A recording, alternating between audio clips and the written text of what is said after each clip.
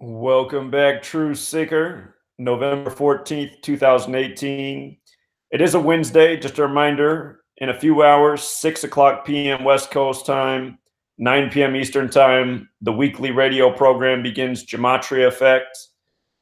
Thought we'd do a little warm-up tonight. I got a lot of critics. They'll never call into my radio show, so I thought maybe if I did this on YouTube, the people who routinely troll the comments, the people who have my number and text and harass, I thought maybe they'd call in and debate the relevance of this work that we call Gematria in a live stream. So the topic is Gematria. The debate is this subject relevant? Recently, went on somebody else's program, did their interview, answered their questions, and they later deleted the interview because they said they didn't want to be associated with this kooky conspiracy theory that is Gematria. And I thought that was a shame. So anyway, before we start the debate, and I give out the phone number to call in so that we can do this, I'm hoping there's some people out there who are going to be willing to step up to the plate.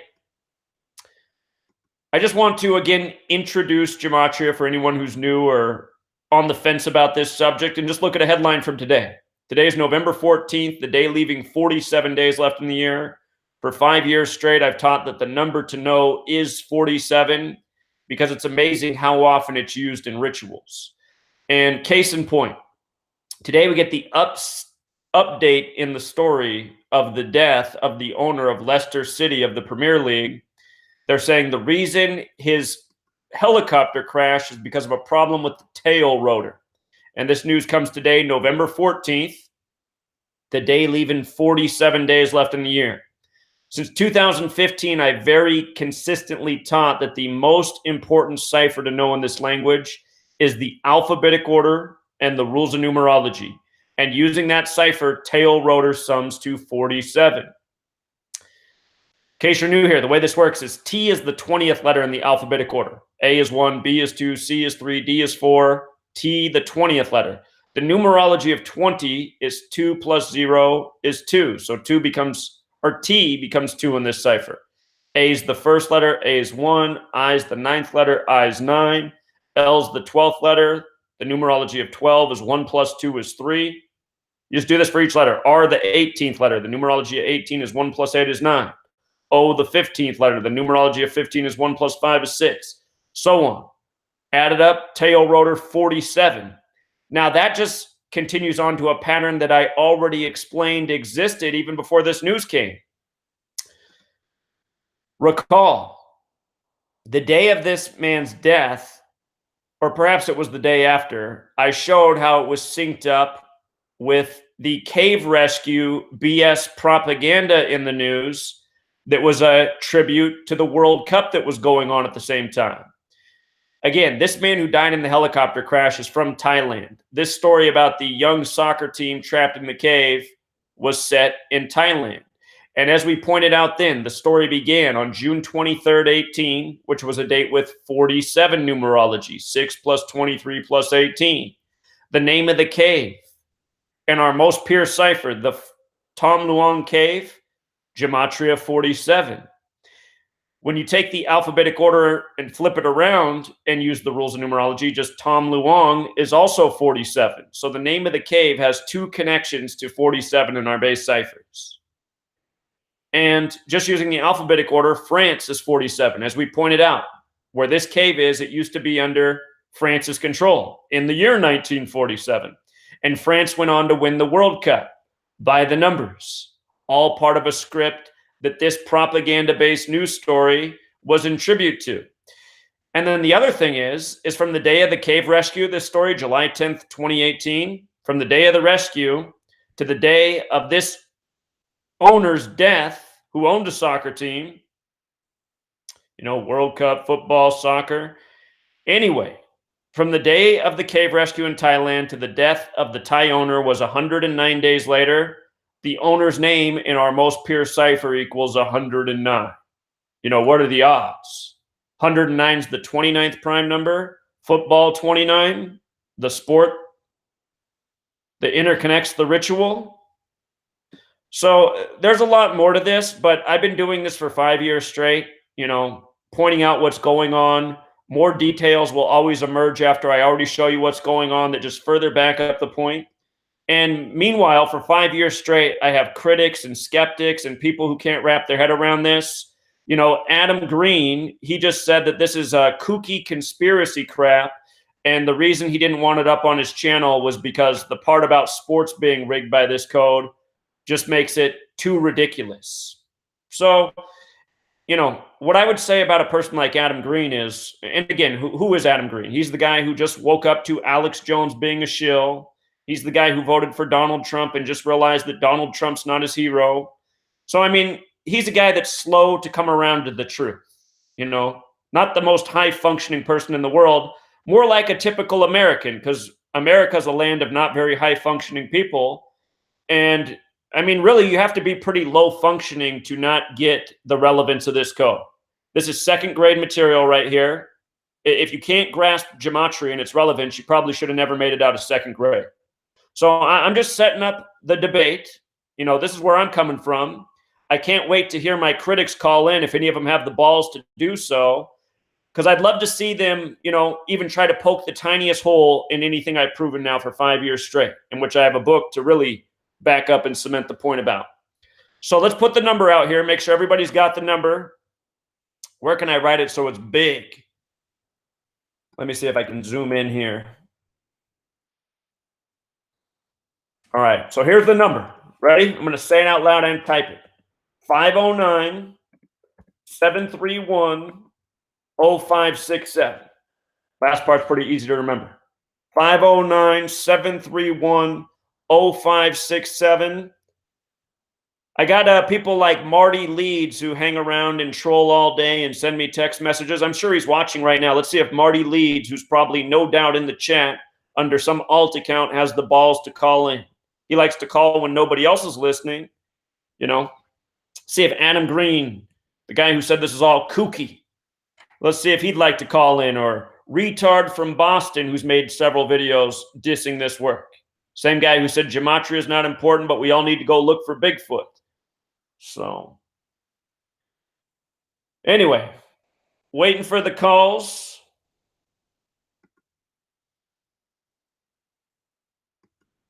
Make sure we're still connected here. Okay, we are. So far, no calls. You know, we advertise this event 24 hours in advance.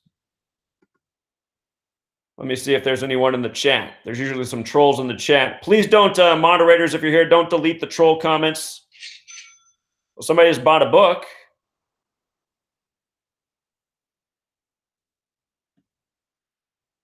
We got a call here, but I don't think this is a critic. I recognize this number. Let me see. Hello. Hello. Hey, how's it going, Zach? It's going well. Great. Zach, real quick, I'm a supporter of the work. I just have a question about,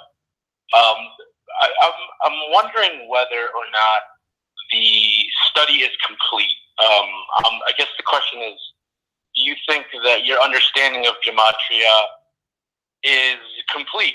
No, of course it's not complete. I always say that. We're at the tip of the iceberg right now. We already know a lot. I mean, we know a lot, but there's always more to know. For sure.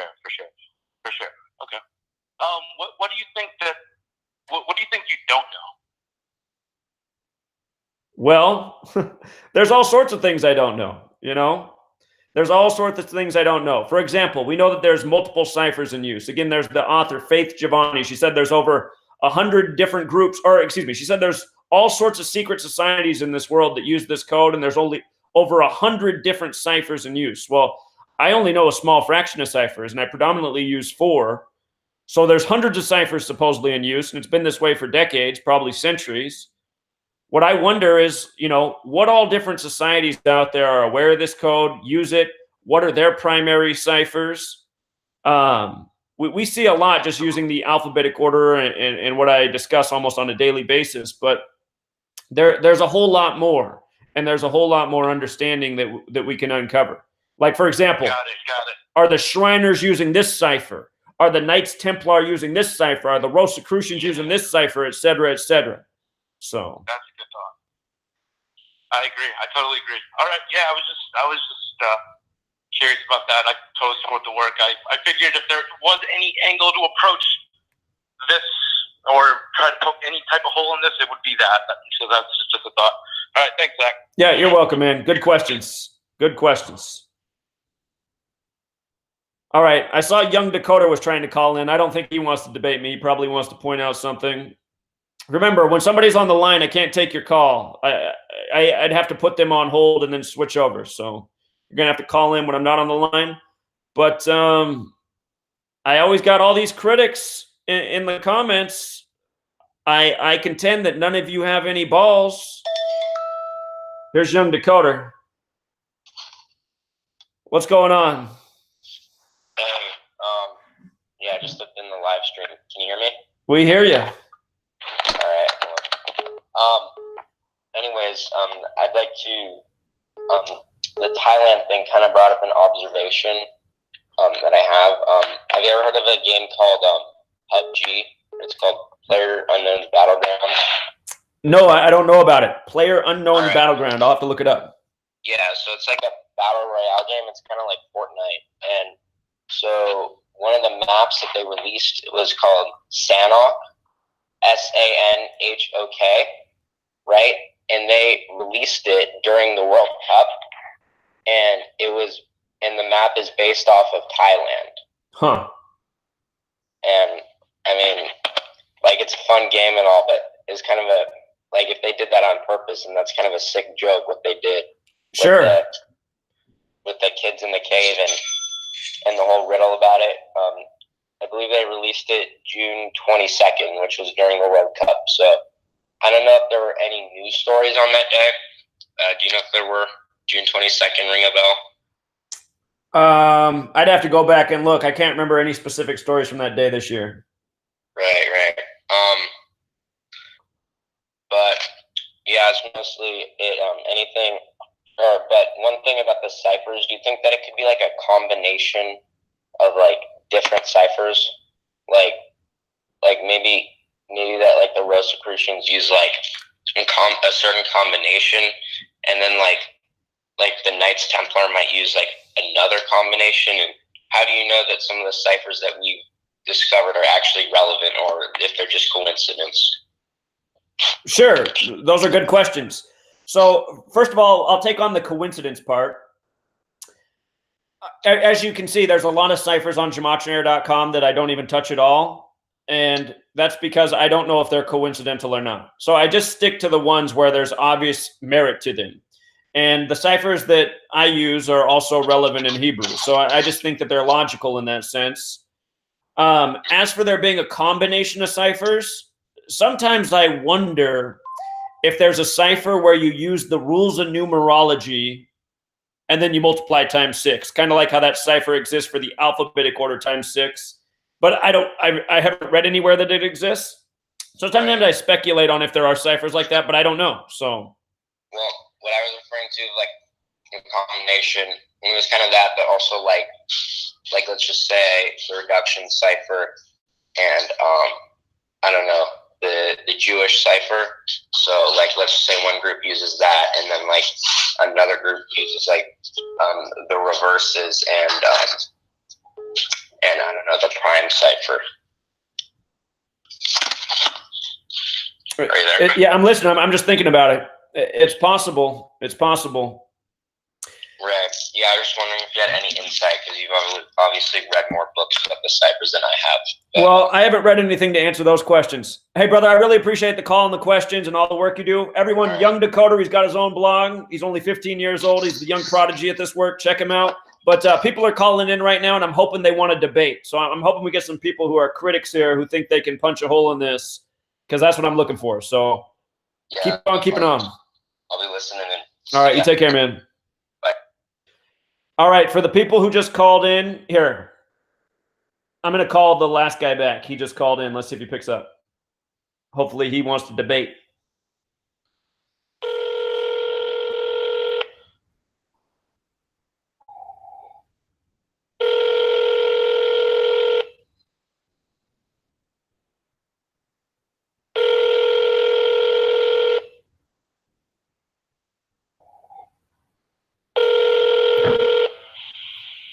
have reached Greg Follett and Elizabeth Floyd. Leave your name and number, and we'll get back to you. All right. Well, I guess he called in, but then he didn't want to pick up when I called back. Let's see. Who else called in here? Let me try this person back.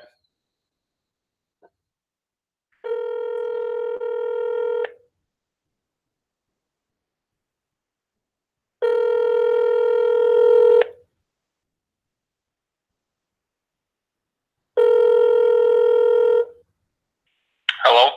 Hi, you just called me, but I was on the other line. Hey.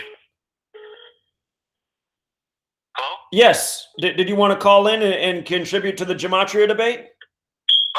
Yeah, I'm not here to debate. I just want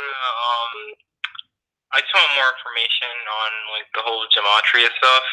I saw you on No More News, I think a week ago, and kind of disappointed that Adam Green, favorited the negative comments. I was a subscriber, and after the whole ordeal happened, I ended up unsubscribing, and I started following your work. And I feel like you guys should, throw the beef aside and try to like stop the new world order from happening. I don't know. I think you're right on, man. So here's what I want to say. I don't think you should have unsubscribed from his channel. I don't want anybody to unsubscribe from Adam Green. What I was hoping for with Adam Green is that he'd want to collaborate and work together, because I thought we were after the same thing. But again, the reason I become skeptical of this person is because a lot of people were asking for him to have me on, and instead he went out and got the troll Marty Leeds, who took a stab at my work on his program. And then after I went on his thing, he acted pretty apathetic about my work. But then after we were done, he favorited all the troll comments, and that really pissed me off. I was like, really? He's favoriting everyone making fun of me? That's what he likes to hear in his comments? And so then I made the video saying, look, man, are you a pretender? Because really this work can help you step up. And then he had the phone call, and he called in the middle of that live stream, and you heard what he had to say. So anyway, I'm like a dog, honestly. Just to make a metaphor here, I really am like a dog. Like if you go and you hit a dog real hard, the dog's going to growl at you and bite back at you. But then if you like bring out the dog some doggy treats, or you throw him the ball, even after maybe you hit him, then he'll realize like, oh, okay, you're not so bad. You hit me that one time, but now you got the doggy treats. You want to play fetch. I like you. And it could still be that way with me and Adam Green, But so far, he's done nothing but disrespected me, and I don't appreciate that. And obviously, he says he doesn't know who I am, and he just found out about me. But it's like, man, if you've been in the truth community for the last 5 years, I don't know how you haven't heard of me. Nobody's put out more content, and especially if you're into Zionism and stuff. But so anyway, I'm still on the fence about this guy. I saw his most recent video that he uploaded. It looked like it was something from Dateline, and I'm just like, where did he get this footage from? I mean, like, who hooked him up with this? Like, so yeah, I don't know about this guy, but he could still win me over yet. So hopefully everything works out perfectly. I just don't want like any division in our community. It's just sad to see things happen like this. We need to be more united instead of being divided. Well, you're right about that. You're right about that. Here, I'll look. The entire time I've been here, I've tried to work with all sorts of people, and without like any. So many times, people who I've been nothing but helpful to and reached out to and complimented, all they've ever done back to me is attack back and discredit me, and I've just been like, why is like the whole truth community hate me? When all I'm trying to do is bring something new to the table and share it with other people and ask if they'll share it. I can't tell you how many times I've run into this. So that's why, to me, it just looks like the truth community is really a bunch of shills. I mean, that's how it is from my perception, my perspective, excuse me, because I've just run into this same thing so many times. And it's like nobody wants to share this work either in the truth community, even though, really, for all the people out there who I'm waiting to call in to debate, I want to know what's more relevant in the truth community. What exposes more about the tyranny and how the tyrants and the people who rule over us and deceive us and create the propaganda in the media, what exposes more about how they operate? So anyway, that's me explaining my side of the coin. I agree. There needs to be less fighting, less beefing, more cooperating. And I got to tell you, man, I've tried to cooperate with a lot of people, and all people have ever seemed to want to do with me is fight with me. So, do you think you could clear the air on you being a shill? Because I looked up your name on Google and I went under images, and there's like a couple of websites claiming that you're a shill. You want to? Well, there's more than a couple. There's more than a couple. And I mean, how can I clear my name? What have I ever done to be a shill? I mean, look up the definition of shill. Shill's somebody who gives people information that misleads them. Where has my information ever misled anyone? It's like anybody who's taken the time to research my work sees that, okay, he's right. This is how things operate. The things he say, more and more evidence comes true to support his opinion, his evidence, his information, his theory. You know, and for 5 years, there was zero reason to think I was a shill because I never sold anything. There was never any advertisements. All I did was pumped out content. So, you know, I don't know what grounds anybody could have ever accused me of being a shill other than just saying he's a shill with no evidence behind it. So okay, there's a YouTube channel. I don't mean to cut you off, but they're saying it's their name is AVBTM Evangelist Videos. They're saying that you're a truther on YouTube. You're showing signs of red flags and such as two contradicting stories has made failed predictions. He now is assuming that Freemasons made up the Bible due to some number similarities in gematria, numerology. You wanna can you?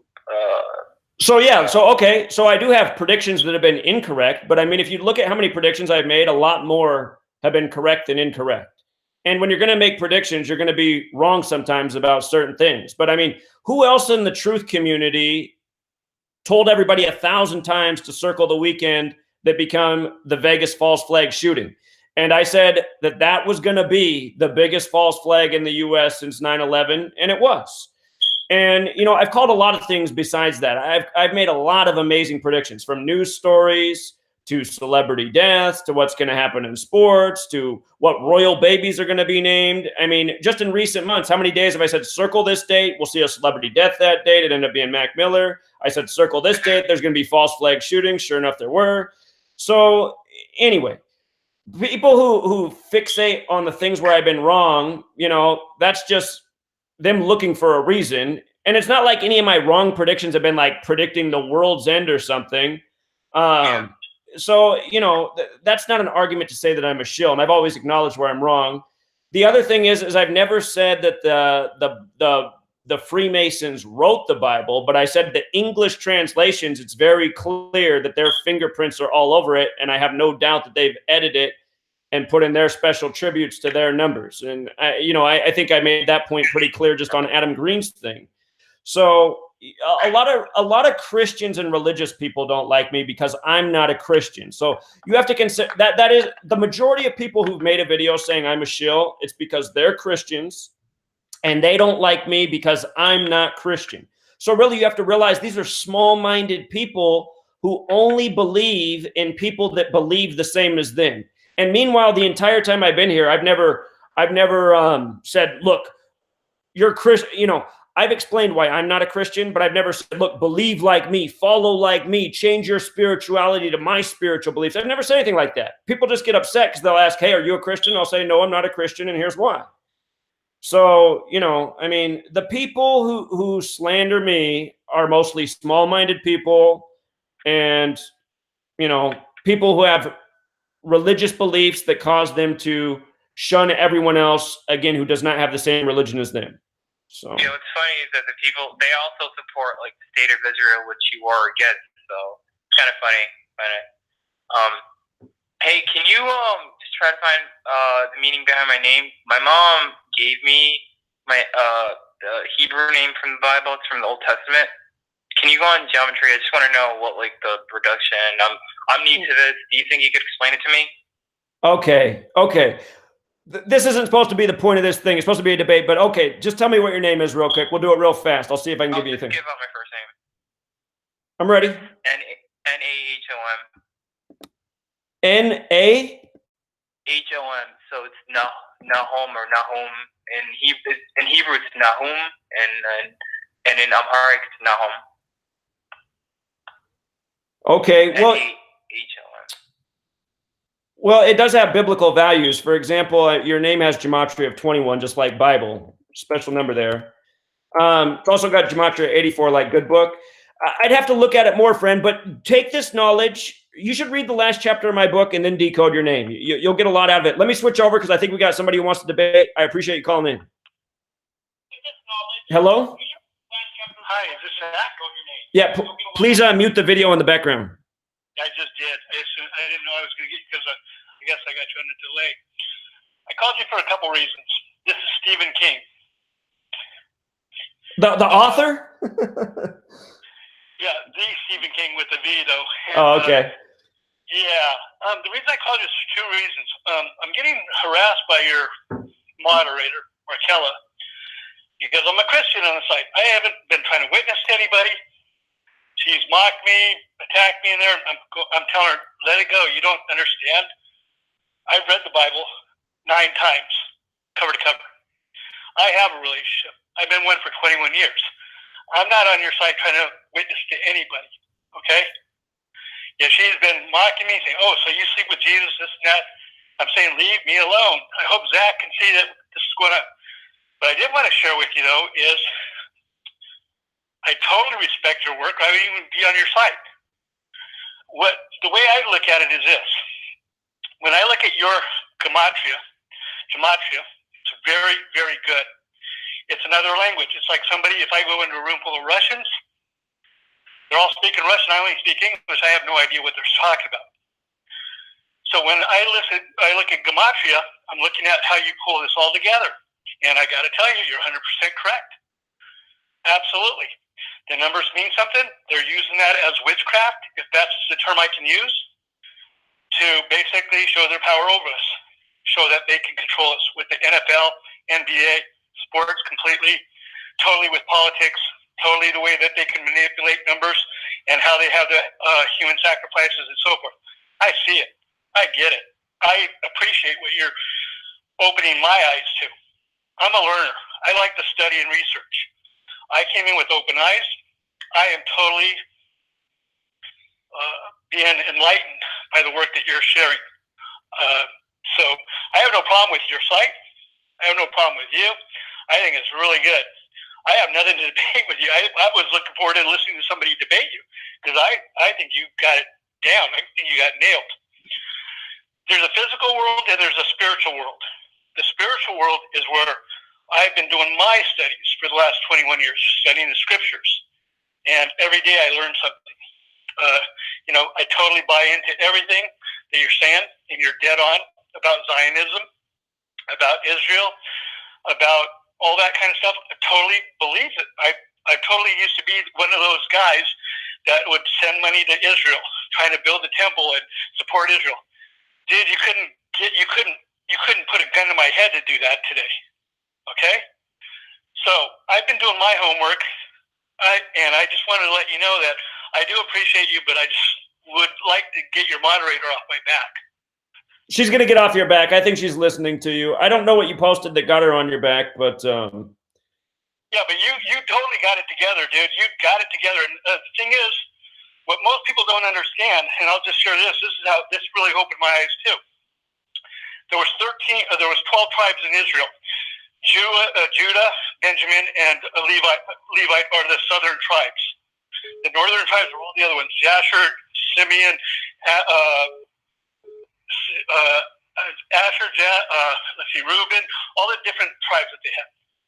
If you look at the migration of all those tribes, they migrated all around the world through the Caucasus Mountains. So a lot of them are Caucasian. Went through Germany, France, England, Portugal, Canada, Australia, New Zealand, America. The tribes that went through and Ephraim. And then you have the Manasseh tribes went through India and through the Far East and migrated across the islands over to Alaska and all the way down through South America, North America, Indians, and all that kind of stuff. So they're everywhere. So those are the tribes of Israel. So I have part Israel in my blood through my dad. My dad's from England. He's from Scotland. He's from Ireland. But from my mom's from Mexico. Okay, I'm Hispanic also. I get it from Manasseh. So I have Israelite blood in me.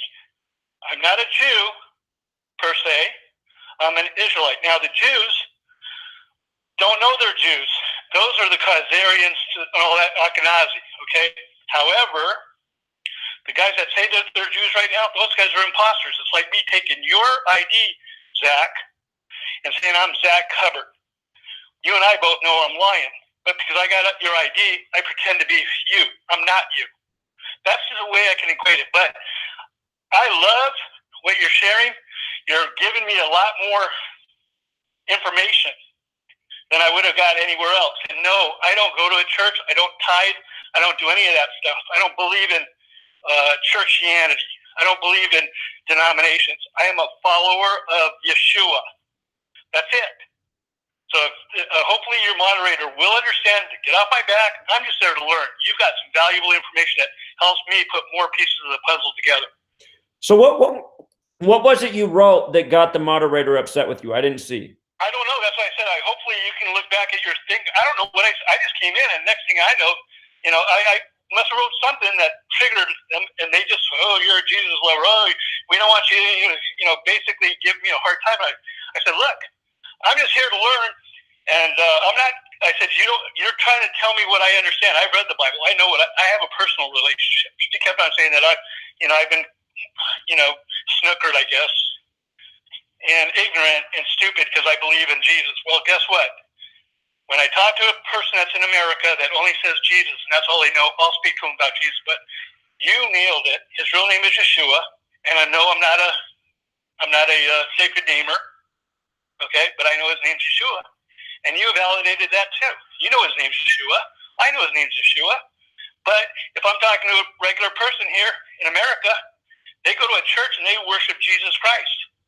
So for me to be able to have a door opening, I have to share with them on a vocabulary that they understand. So I use the word Jesus.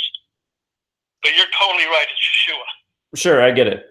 All right, I appreciate your calling, you sharing your perspective. It's creating a debate in the chat, but I mean, that's the thing. We live in this world where we're kept in the dark, and history's been, twisted and turned, and a lot of us don't know what to believe anymore, and it creates the fight. I appreciate what you're doing. I totally appreciate it. I'm there because I appreciate what you do. Hey, if you're not a believer, it's no skin off my nose, but I'm not going to go in there and berate you because there's no reason. Dude, trust me, I've done too many bad things in my life to sit there and be picking up rocks and throwing them at anybody. Well, good of you to admit that, and I'm in the same boat, so appreciate the call. I really appreciate you, and hopefully your moderators will leave me alone. I love to come in and listen to what you got to say because you've got some really valuable, important information for today, for people. All right, appreciate you saying that. All right, have a good day. Take care. Okay, bye.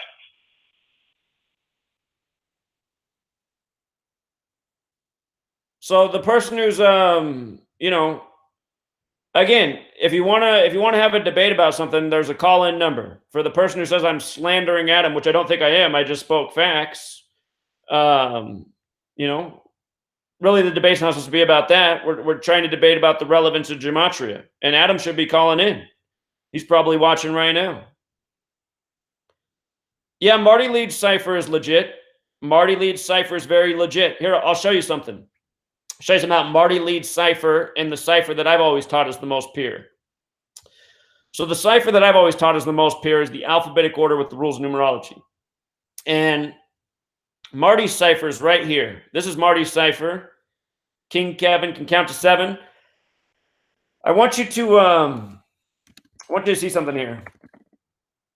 If you write in Vesica Pisces, there's actually plenty of overlap between these ciphers. But Vesica Pisces is the most important shape from sacred geometry. And this whole practice of coding numbers into words, Gematria, it means geometry and language. And no accident that they have the same numerical value here. the reason you can know that this number is important to this word is because the shape of the football is this number. Or excuse me, the shape of the football is the vesica piscis.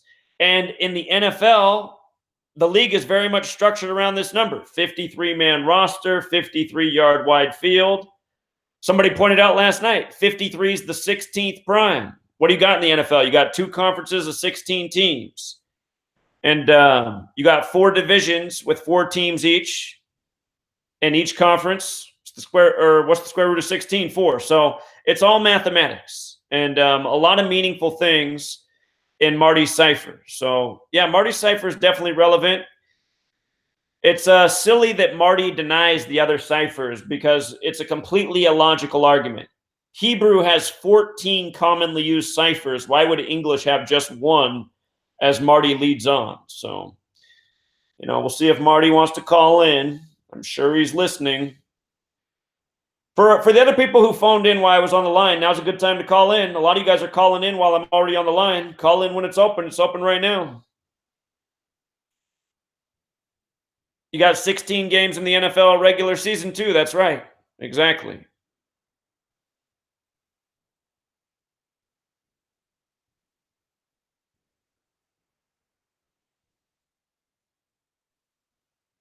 I got to tell you guys, this is going as expected so far. I didn't think there would be anybody who tried to call in and debate. All you can do is troll my work. You can't debate it,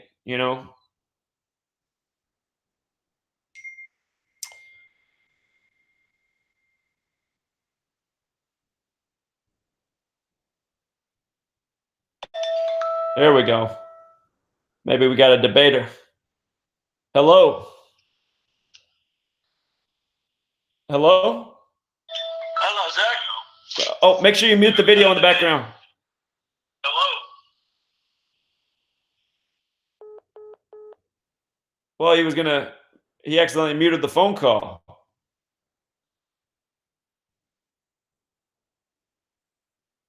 I don't know if he meant to hang up. That was too bad. I was hoping he wanted to debate.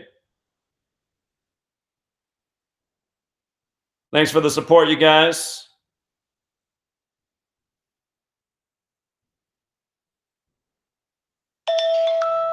There we go. New caller. Hello? Hey. You hear me? Yeah, we're here. We hear you. Okay, so I'm not sure all too much about this, but I want you to prove to me that this is real. Okay, I'm listening.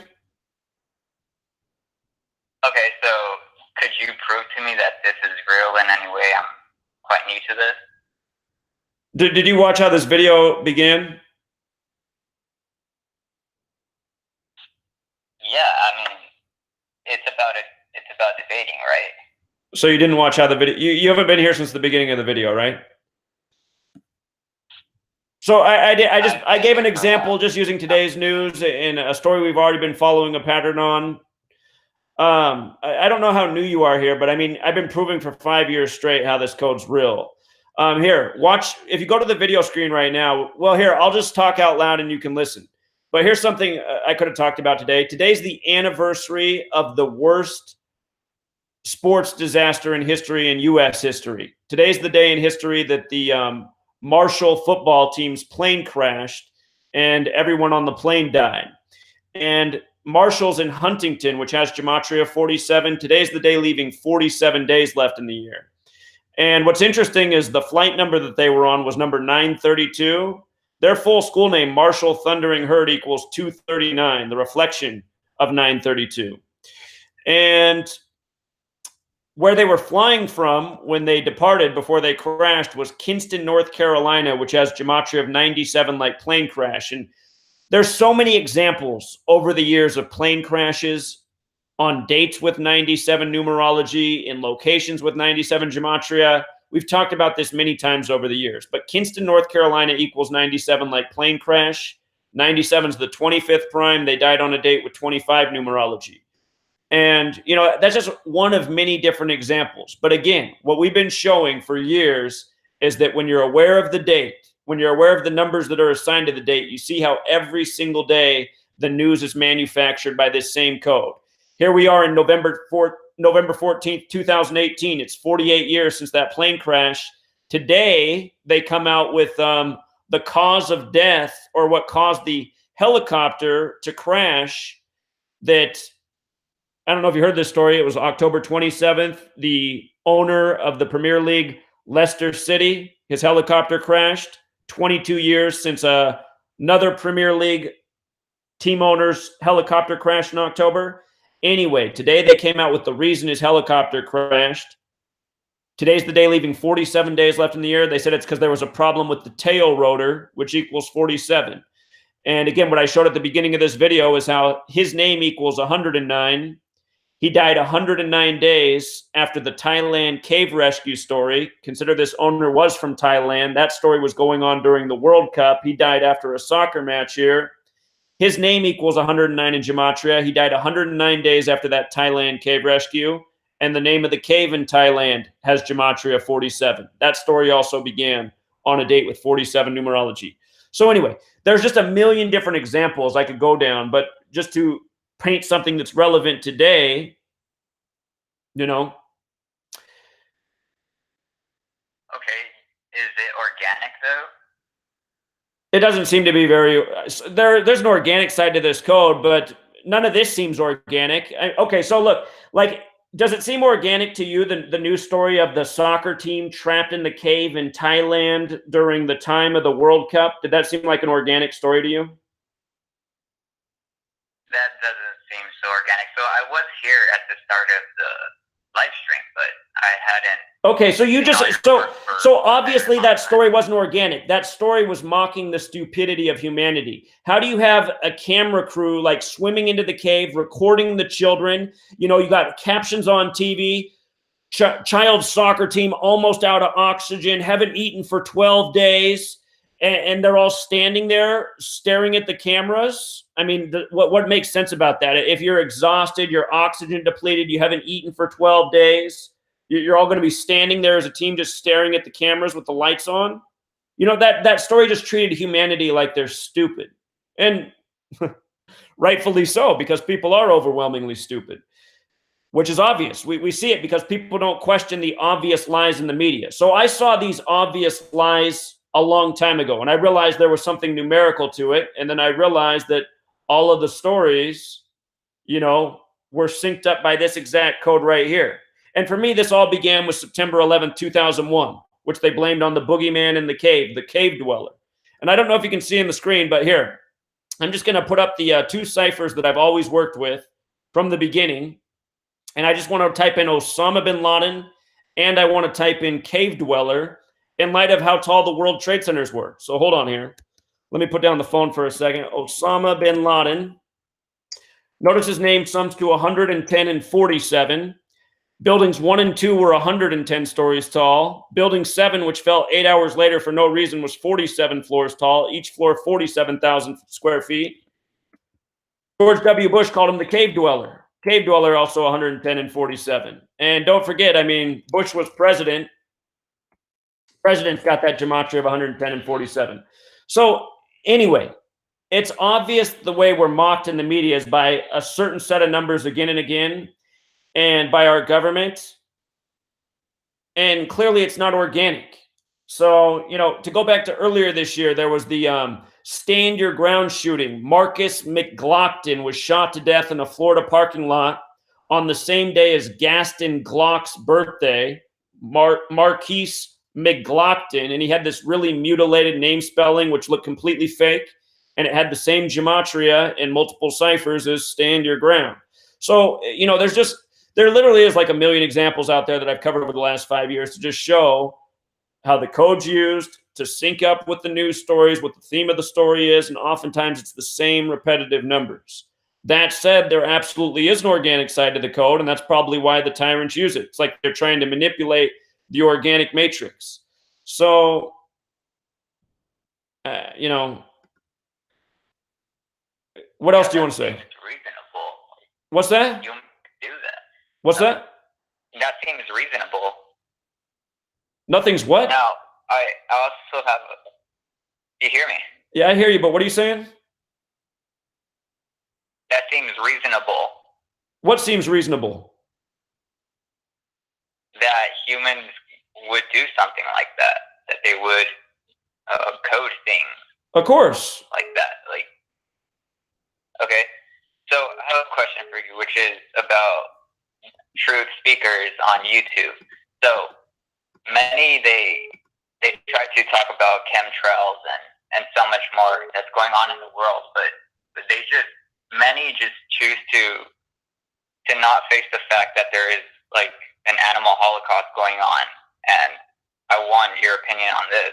Why do so many people choose to turn their heads on that, and instead of actually facing that when that causes like most of the pollution? We're the ones who give our dollar for that. We vote for it with our dollar. We support the Holocaust. So why are we trying to point out so many other people? Like, people say they try to point out Zionists or whatever, but what are they doing themselves? They're supporting this too. So why are they being hypocrites? What's up with that?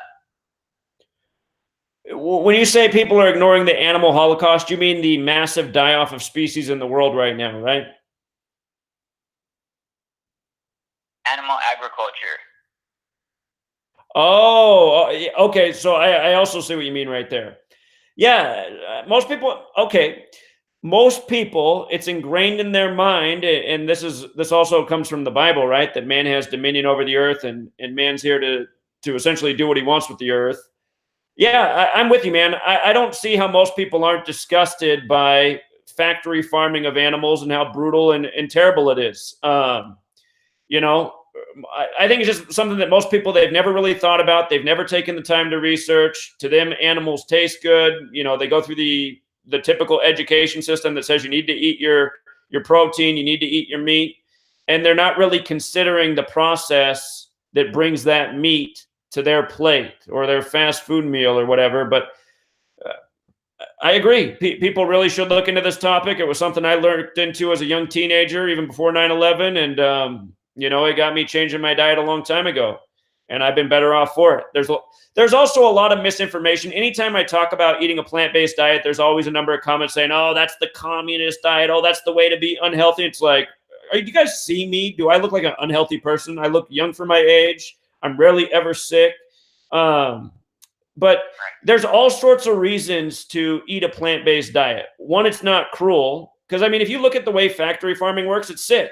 It really is. It's like worse than the Holocaust. Like right now, in the time we've been talking, there's probably, you know, 1 million animals that just got the bolt gun to the head. And even before getting that bolt gun to the head, well, what's their life been? It's been like crowded in a cage, you know, in animal shit up to their knees their whole life. So, yeah, for people out there who buy eggs, I mean, if you're going to buy eggs, you really should buy cage-free eggs, you know, free-range eggs, because if not, you're getting a product from a chicken or a hen that's been like shoved in a tiny little cage with a whole bunch of other hens that have essentially lived on top of each other. And understand, like, when you're eating these animals, you know, what they've been eating for their diet, and like a lot of cattle that people eat, they're not eating grass like they should be. They're eating ground up other animals and God knows what. All of that stuff becomes their meat that you eat, and their sickness becomes your sickness. So anyway, this wasn't supposed to be the point of this conversation, but it is a relevant thing, and a lot of people really should think about the way factory farming is in this nation, because it really is sick. So Also, so I hope that you are on a plant-based diet.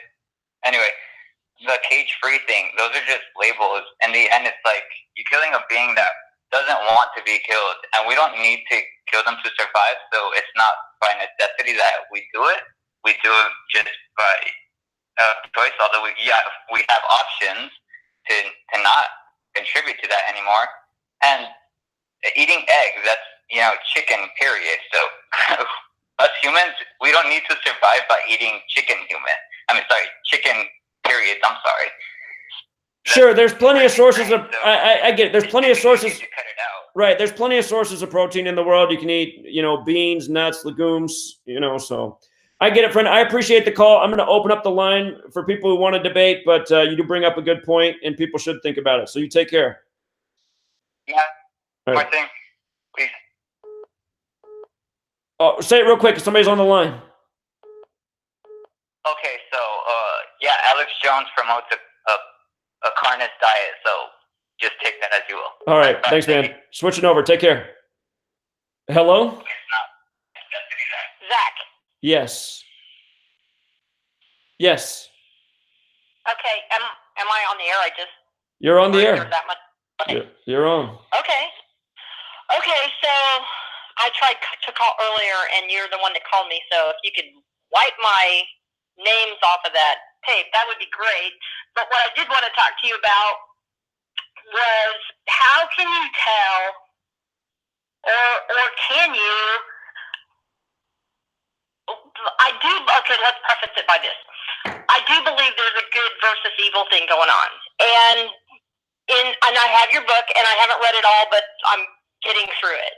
So, and you state that there is an organic part to this. But how can you be for sure that just everything is evil? I mean, I've heard you say that, oh, there's some good parts to it. There's good too, but you don't talk about that very much at all. So wait, I just got to. When do I say everything is evil? I just want to make sure I'm understanding you. Well, I mean, I watch a lot of your videos, and I see a lot of the stuff, and all I hear is everything's contrived, everything's scripted. Trump is bad. The Clintons are bad. All these people, everybody's bad. So I'm talking about the. Okay, so when I'm making videos, I'm usually exposing what's in the media, right? Right. Okay, so I'm not talking about everything in the world. I'm talking about our poisonous news media. Of course. And I get that. And I don't think that you're wrong. I mean, I kind of happened on your stuff probably like so many other people do. And I do believe that a lot of what you say, it makes a lot of sense. But I also believe that, like I said, there's this whole larger good versus evil thing. And how do we know, or is there even a way to tell if people are not, the good people are manipulating the code and using it against the bad people to expose them? Well, wake people up. Okay, so I'm just going to let you go on with your thought. Give me some examples of things that you think have come through the media, which is the good, trying to help we the common people out. So where have you seen that in the news lately? Well, I don't. In the mainstream media, you don't, because it's all. I believe it's all a lie. And so I follow the Q stuff too. I mean, I don't know that I'm like an avid supporter of necessarily anything, but without the hope, if you believe that there's good versus evil, and if you watch or look at any of the Q stuff, it does say, symbolism will be their downfall, and the disinformation that has to be there because the bad guys basically are looking at what's on those boards too, and all the truthers that talk about it. I mean, but if there is really the good versus evil thing, I mean, I don't know. Personally, I don't know if Trump is good or evil. I know that he's bad for sure. I mean, or at least that's my perception of what you put out. But what he seems to have done a lot of good things too. So how do you justify your thoughts or that the thing that you say that everything that he's bad and he's evil and he's gonna he's one of the bad guys? So here's my take on Donald Trump. Here's why, if we're going to use the terms of bad and evil, here's why he's a bad guy. Every day when he goes before the media, he knows that he's lying to the entire world. He knows that he's lying. He knows that he was born and bred to be for the job. He knew that he was a shoe-on. He knew that this was going to be his throne when the time came. That's why he participated in that commercial with Serta. That's why he was in those television shows decades in advance. So every time that he goes before the TV and he doesn't tell the people the truth, what's he doing? He's lying. So he's pretending to be something he's not. And that's also a sick thing to do, to pretend to be something you're not. See, a lot of people accuse me of pretending to be something I'm not, which is not true. I just come out here and be myself every day. I don't lie about anything. I just put it all out there. I put my face on the camera. If I deceive somebody, it's not because I meant to. It's because I'm wrong. And Donald Trump is not that. He goes out and pretends to be something he's not every single day. He tells people he's a Christian, and his favorite verse in the Bible is an eye for an eye, which comes from the Old Testament. And somebody in the chat room right now is going to message that how that's a misinterpretation anyway. But the point stands. He pretends to be something he's not. He's participating in a massive lie, and he has a lot of people hoodwinked. And he's convinced all sorts of people that he's the hero to fight against the oppression we see in this world, which, you know, to me is honestly on the people who believe that, because there's no reason to think that from this guy. But yet at the same time, because he lies, he's convinced many people in their minds that that is the case. So, you know, I appreciate you calling in. Just be careful when you speak, because when you call in and say, like I say, that everything's evil, that's not true. I don't think that everything's evil. I think the world's, you know, perfectly dualistic. There's just as much evil as there is just as much good. But when we talk about the mainstream media, it's all poison. It's all misinformation. It's all deception. It's all meant to lead us astray. And I believe that. Okay. I totally believe that. And I'm watching your chat line, and I'm not a school teacher, and I actually, I'm not surprised at all. Some of these people are so critical, but to me, they're more of a sheep, because they're jumping on a bandwagon and they're not doing any research or necessarily or doing any critical thinking of their own and looking at everything. And I don't know whether Trump is good or bad. I don't know. Okay. Let me ask you something real quick. So what are you it sounds like there's some things you like about Trump. So I'm just going to listen. What are those things that you think are good about Trump? Well, the economy's better. I mean, numbers look up. There are more jobs. If you want to believe what's in the media, it appears to be so. I do marketing. I'm the online marketing person that gave you that tip a while back about when you asked about what to do.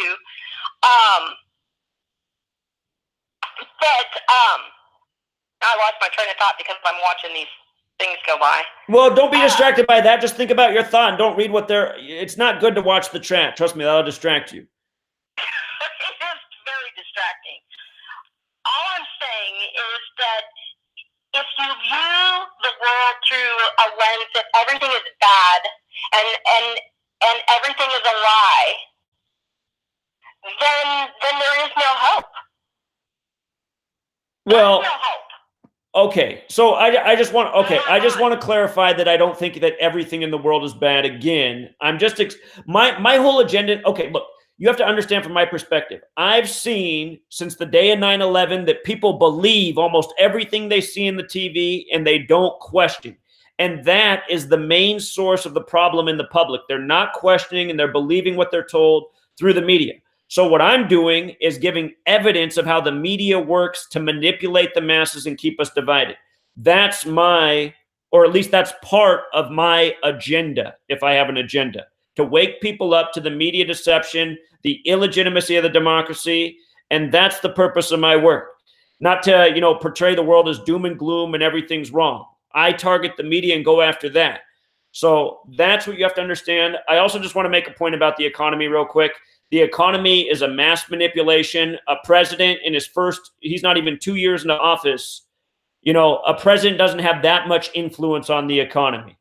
So don't get caught up in all those false narratives. Like you said, according to the media, our entire economy is a rigged, you know, ongoing theater spectacle, which is also something that I expose on this channel. They build up economies and collapse them when they want to. Don't forget who Trump is. He's the Trump card during the hit show House of Cards. And that's not an accident. So I appreciate your call. Don't worry about the people in the chat. People are critical. When you put yourself out here, you're going to get criticized. You should have seen the comments in my videos for the first 2 years. It was just a bunch of haters. I had to put up with that every day. So anyway, thank you for calling in. And just remember, Trump's not a good guy. He's had no impact on the economy. You take care. Okay. Hello? Hi, Zach. Yes, thanks for calling. Oh my goodness, I'm tripping. I got through. Well, this is a whole truth. I just started. I just learned about Gematria not too long ago, and I've been listening to you. Am I on? You're on. You're on. Just somebody else is trying to call. Wow. Okay, so my question is, so I know you've heard that they say that we live in some type of holographic simulation, right? I've heard that. Is it possible that some of these things could be occurring naturally Yes. too? Yes. In addition, okay. And so, what is your take on that? How do you believe that's taking place? Like, is it a matter of I don't know, points in time coming together in space? I don't know. And if so, how can it be manipulated? Is there a way that us who are truth seekers can actually use that in a more beneficial way to humanity? Okay, so this is a common question. I've answered a lot before, but there's always new people here who need the same question answered. So I appreciate it. So, okay, when I was first getting into this study, I was asking myself, why would anybody even code letters and numbers together? I didn't get why they would do it, but I saw that it was going on. So researching, I learned about Kabbalah.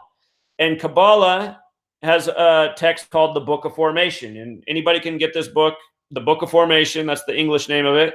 You only have to read the first paragraph of the book to see where the whole relevance of this thing comes from. In the first paragraph of the Book of Formation, it says, God created the world by merging the letter with the number with the word. So there's this belief that God operates through letters and numbers. God's the master mathematician of the world. And yes. Also around the time that I started this research, I was in a Borders bookstore, and I was just looking through their numerology section. And I honestly cannot remember the title of this book or the author, but I'm sure if you go to Borders, if one still exists, and you look through the numerology section, you'll find the same book. But this author, he didn't call it Gematria, but he talked about getting your name numerology. And the cipher he said to use is the alphabetic order with the rules of numerology. So like if I was going to do Zach, you know, Z's the 26th letter. You take the numerology at 26 for Z. 2 plus 6 is 8. So Z's 8. A's 1, C's 3, H is 8, so on. Anyway, he says, decode your full name that way, decode your birth numerology, and then he says, start looking at the people in your life, your loved ones, your family members. And he said, you're going to be blown away by the organic connection. So I read that and I was like, could this be true, or is this just a bunch of BS to sell some books? So anyway, I just thought, well, what would be the most meaningful connection for me to decode? So, right after I read it, I went home that day and I decoded my parents' names. I was like, well, if there's a connection, I got to be connected to my parents. So I decoded my dad's full name. I decoded my mom's full name. I decoded my full name just using that one cipher. And I go, wow, my dad's name and my name are the exact same. Perfect. And then my mother's name was a little bit different. It wasn't far off.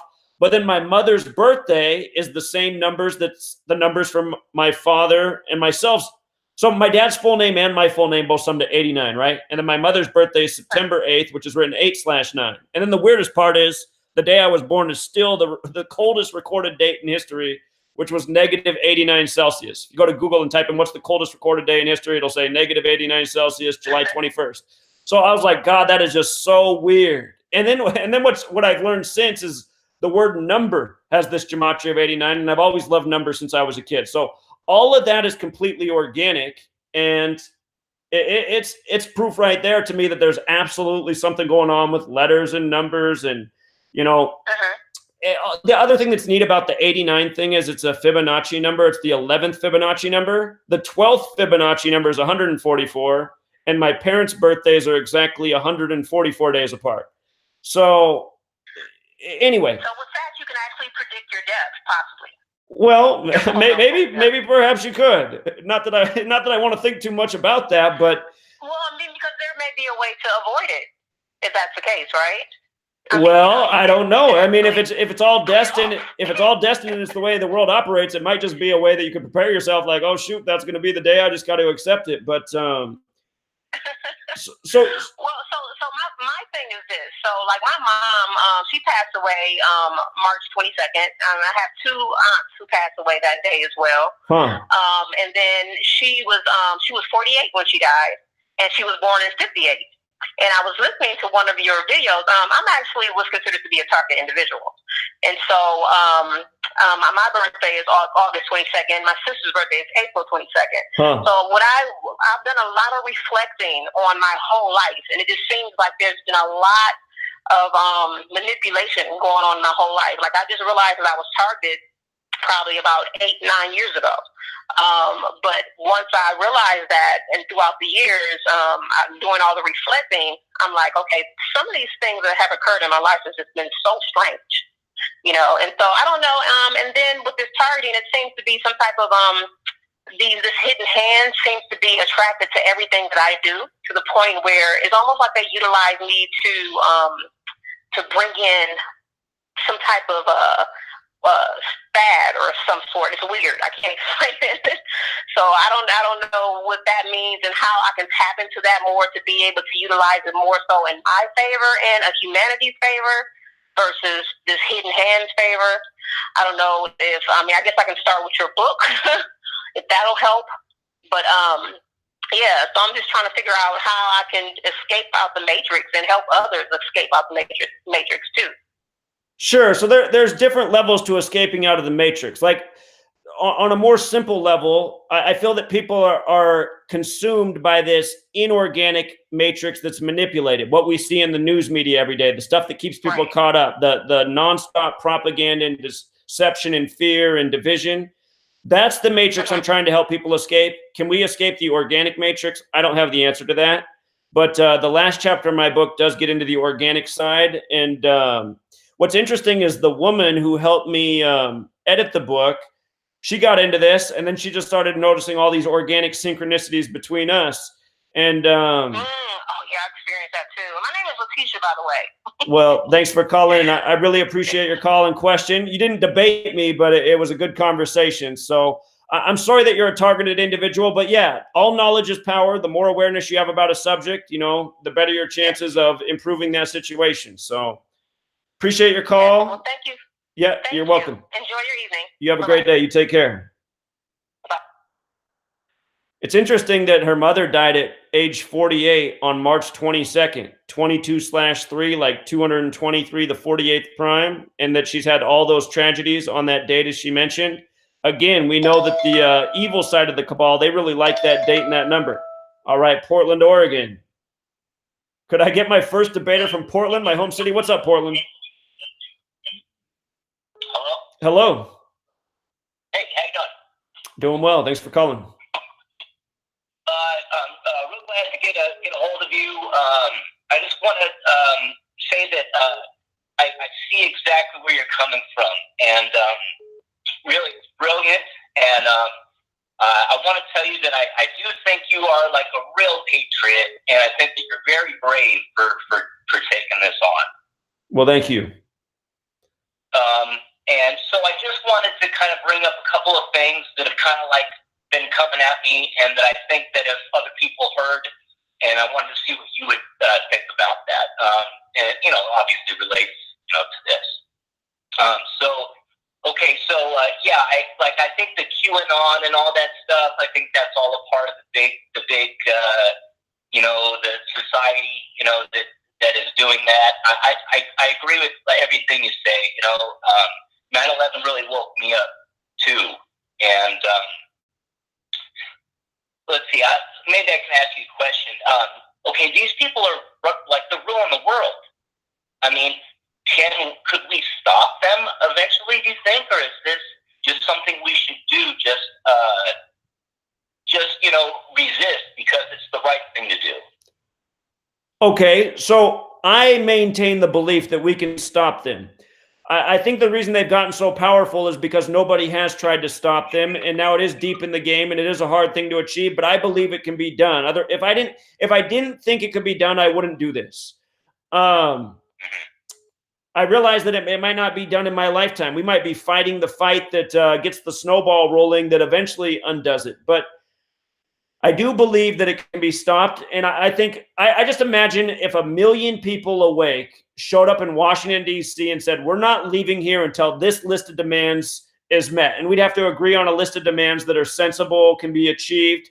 And that the tyrant authority can, you know, agree to or submit to. So I think that that can happen. I think we could get 1 million people to Washington, D.C. who are fed up and willing to do something. And that wouldn't be the end of it either, because this is a new world order. But I'm just saying, if we started it in one nation, if we took it down in the United States of America, I think you would see dominoes fall throughout the world. The other part of your question was, is doing this right now just like a necessary exercise to at least fight back and essentially, you know, not go down on our knees? Essentially, that's the way I understood your question. And I do feel that way too, because I've also spoken out about that. I've said, you know, if I'm going to live to see, you know, the destruction of the U.S. or the world or the plan really go into motion that's etched on the Georgia Guidestones about bringing the world population down to 500 million, I want to know that if I lived that day, that at least I tried to, you know, speak up and fight back in the time that I could. And that's what I said when I started in 2013. So those are my thoughts. Right. Okay, so just one more thing, maybe. Recently, I had just discovered Kabbalah, and I think it has a. I think, you know, if everybody listening would at least just check it out. I found a really good site. It's called Kabbalah Revealed, and they just explain it really basically. But it's just basic. What do you think about that? The book? No, I mean like what, I don't know how to phrase this. They call it a science. They say that it's not religion. It's a spiritual science. Yeah, that is how they refer to it, a spiritual science. It's understanding, you know, the true spiritual nature of God, essentially. And you think that is a positive thing? Sure. I don't think Kabbalah is bad at all. There's two sides to Kabbalah. There's two sides. One side is about understanding the Creator and the way the Creator operates. And I think I stumbled onto that accidentally just through researching this subject. I believe there's obviously, a lot of people don't believe in God, but if you don't believe in God, just whatever you believe in, energy, some creative force, whatever it is, whatever, I'm going to use the word God to explain that.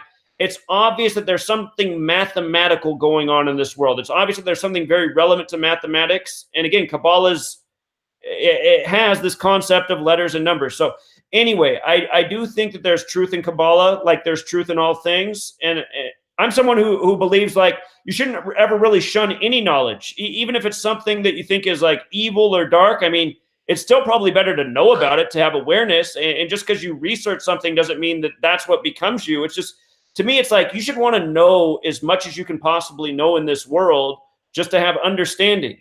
So yeah, Kabbalah is not a bad thing. It's just that the people at the top, the other half of Kabbalah is using this knowledge to hurt people. And it's no doubt that the tyrants at the top, that's what they're doing. They're manipulating this code for their mass mind control agenda, if you will.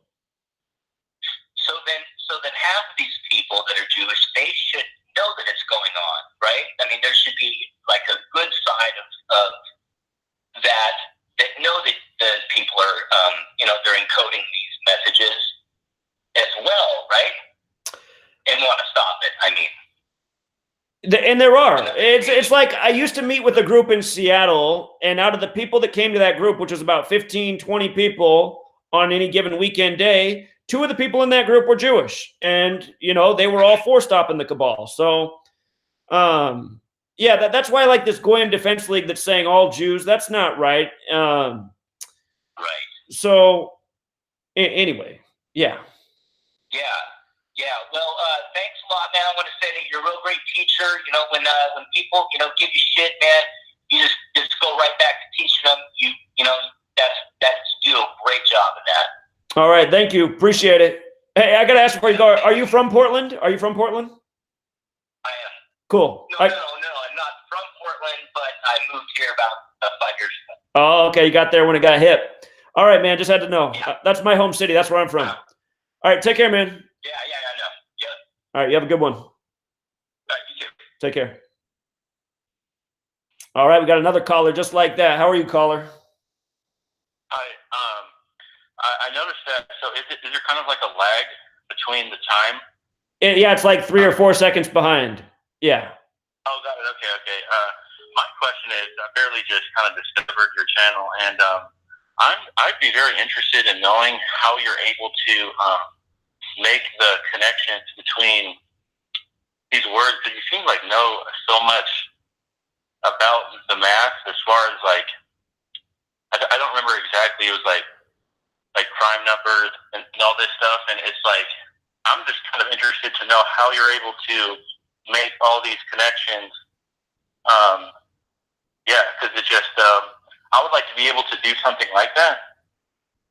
So, like, I mean, the last video I saw was something to do with NASA, and you made a connection between, like, I think it was NASA, like NASA, very fast pilots, and all these other words.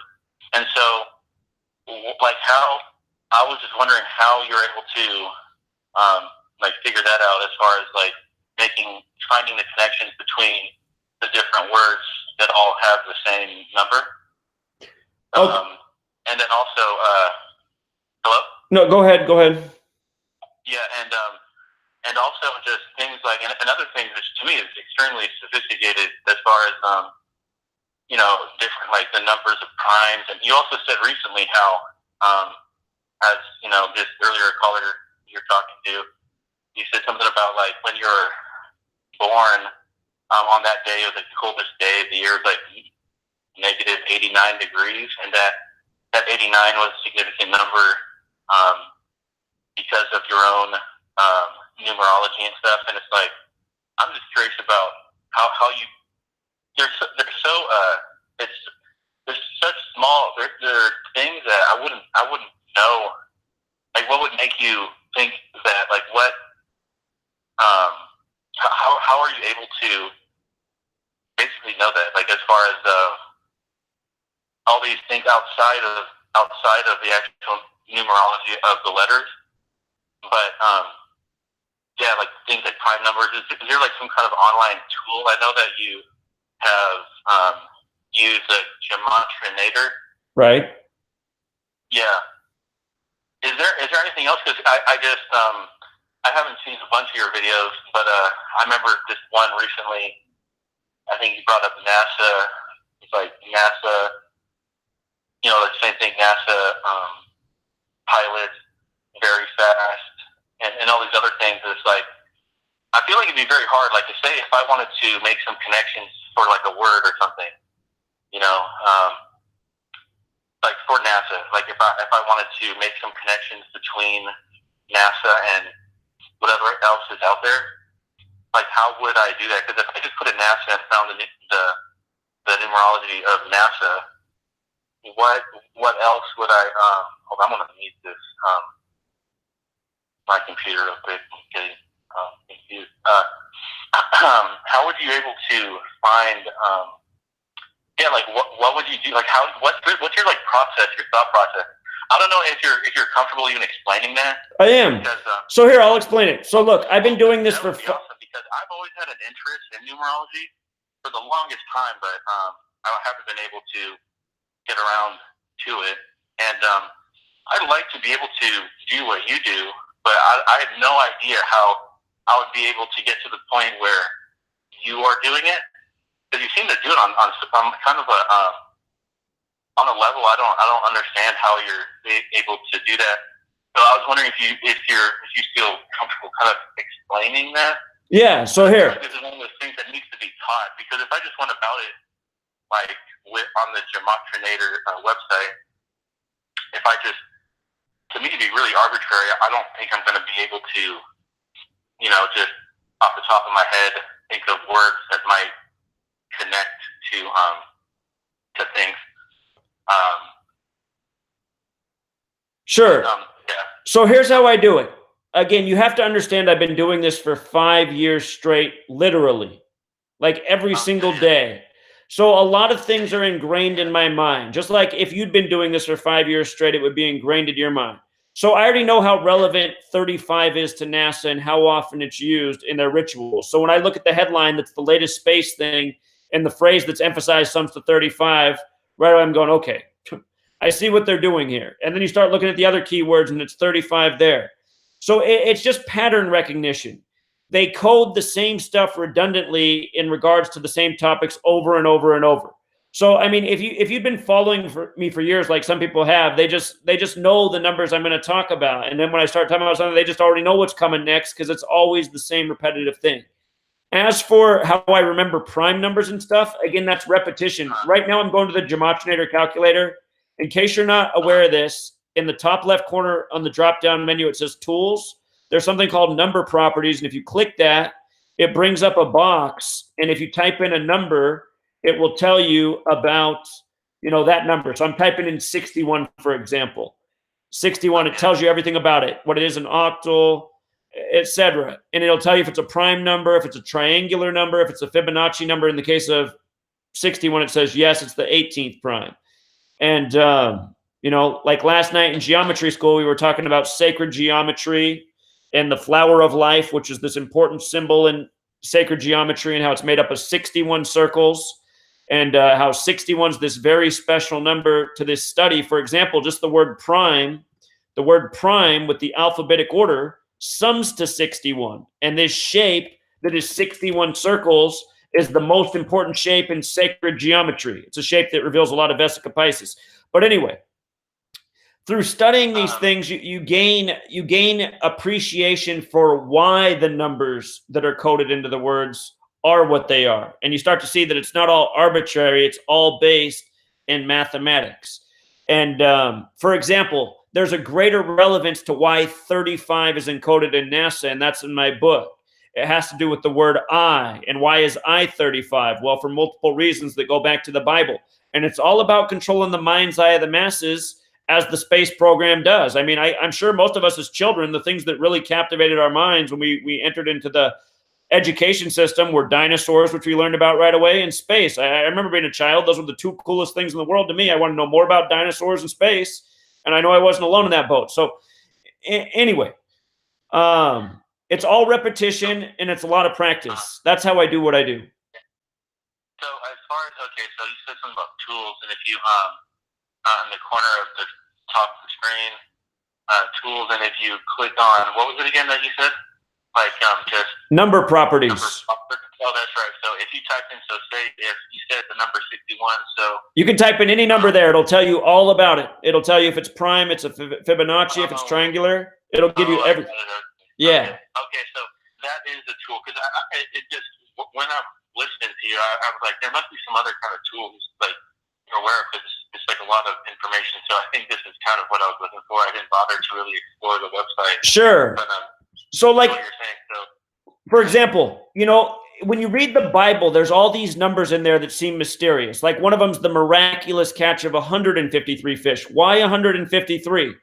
Well, 153 is the 17th triangular number, which means if you add 1 through 17, it's 153.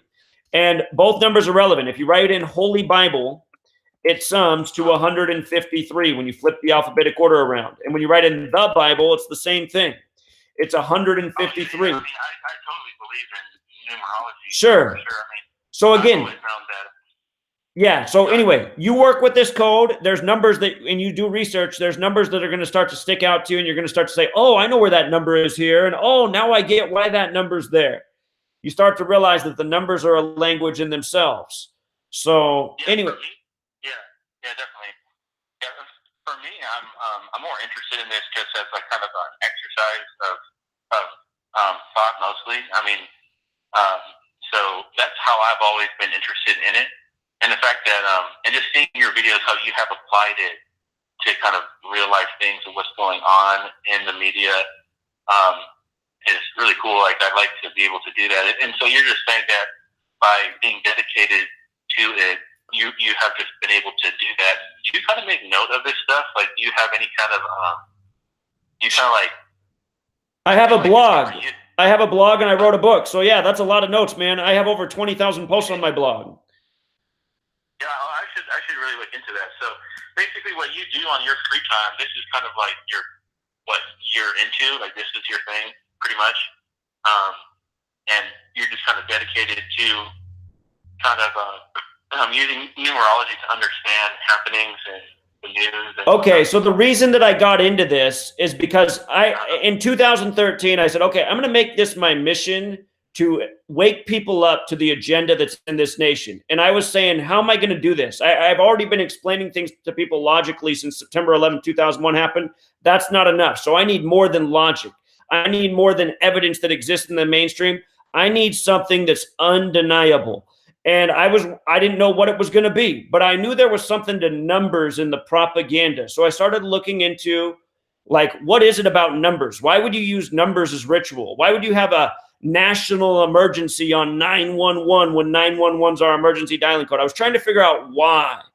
And then that's when I came across the word Gematria. And I said,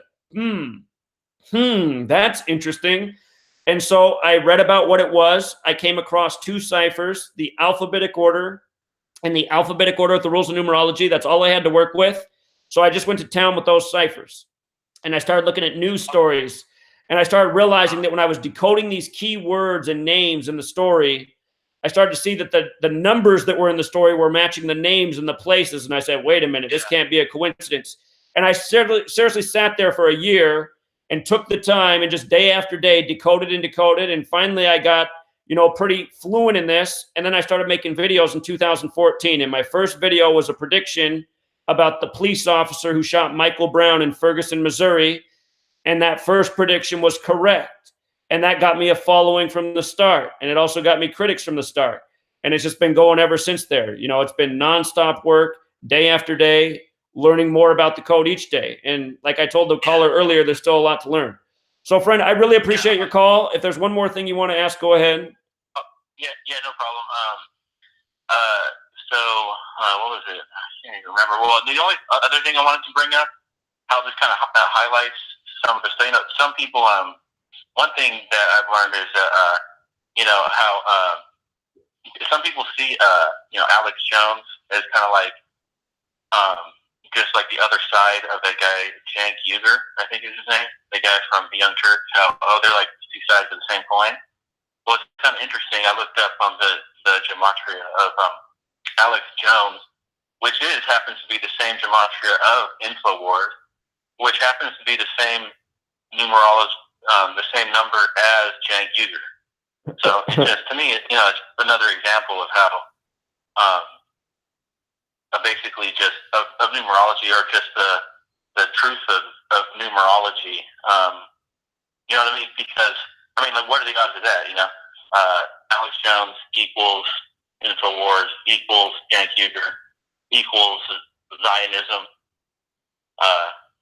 So it's just kind of an interesting thing, Absolutely. People have remarked on how Alex Jones and Cenk Uygur, they're like, they're both the same size. They look the same kind of. One's white, one's a non-white person.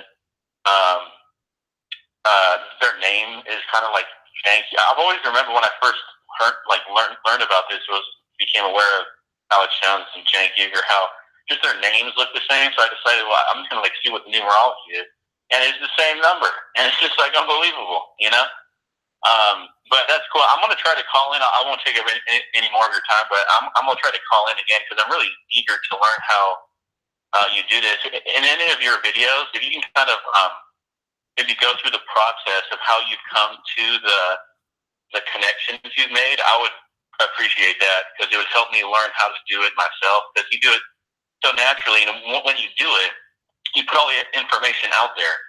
But it's like I'm kind of interested in the process in which you do it. So if you're able to do that to some extent in your videos, I think it'd be really helpful to me, at least, or to your audience, or to anyone else who's interested in knowing how to do this. So sure, it's really cool. So two things you can do. You can pick up my book, which is on sale now for $5, and it'll teach you how to do the code. The book is written for a beginner. It's also written for somebody who's followed me all this time, but it'll teach you the code inside out. It's $5. It's about 800 pages. You literally only have to read the first 50 pages to learn what you need to learn. You can also sign up for my Patreon and sign up for Gematria School, because I'm teaching people how to do this there. And for anybody who wants to sign up for the Patreon, it's $11 a month for Gematria School. But I'll tell you this. You can sign up for the $11 tier, and if you cancel before the first of the month, you won't be charged. And I put that out there because to me, that's like a trial guarantee thing. If you decide that you don't like it, you can cancel, and you know, you decide it wasn't for you. But if you do sign up for the $11 Patreon, you have to scroll back because it's every Tuesday. Everything's dated by Patreon, so you just got to go back until you get to lesson 1. It was, I think, 5 weeks ago now. But if you watch that first video, which is 3 hours, you'll learn a ton. So, okay, so you just said that you go to your Patreon account. You do have some kind of lessons that you. yes. I'm going to switch over, friend. The book and the Patreon, they're linked in the description. Check it out, man. Okay. All right, take care. Yeah, that's really cool. Thank you. All right, welcome. All right, we got another caller. I'm hoping it's somebody who wants to debate. Nah, Zach, I don't want to debate. I got a question for you, though. Okay, go ahead. Questions are fine. Hey, I'm trying to start a movement myself. I've been checking out your book for a minute. Had it for about a little over a month. But I'm trying to wake people up personally, and I got to give a speech in about like the week after Thanksgiving. So I'm trying to open people's eyes to this because there's so much ignorance. So much ignorance. I mean, we're all looking at the same thing, and they just can't see it themselves. Right. So I'm like, I got to give a speech in 5 minutes.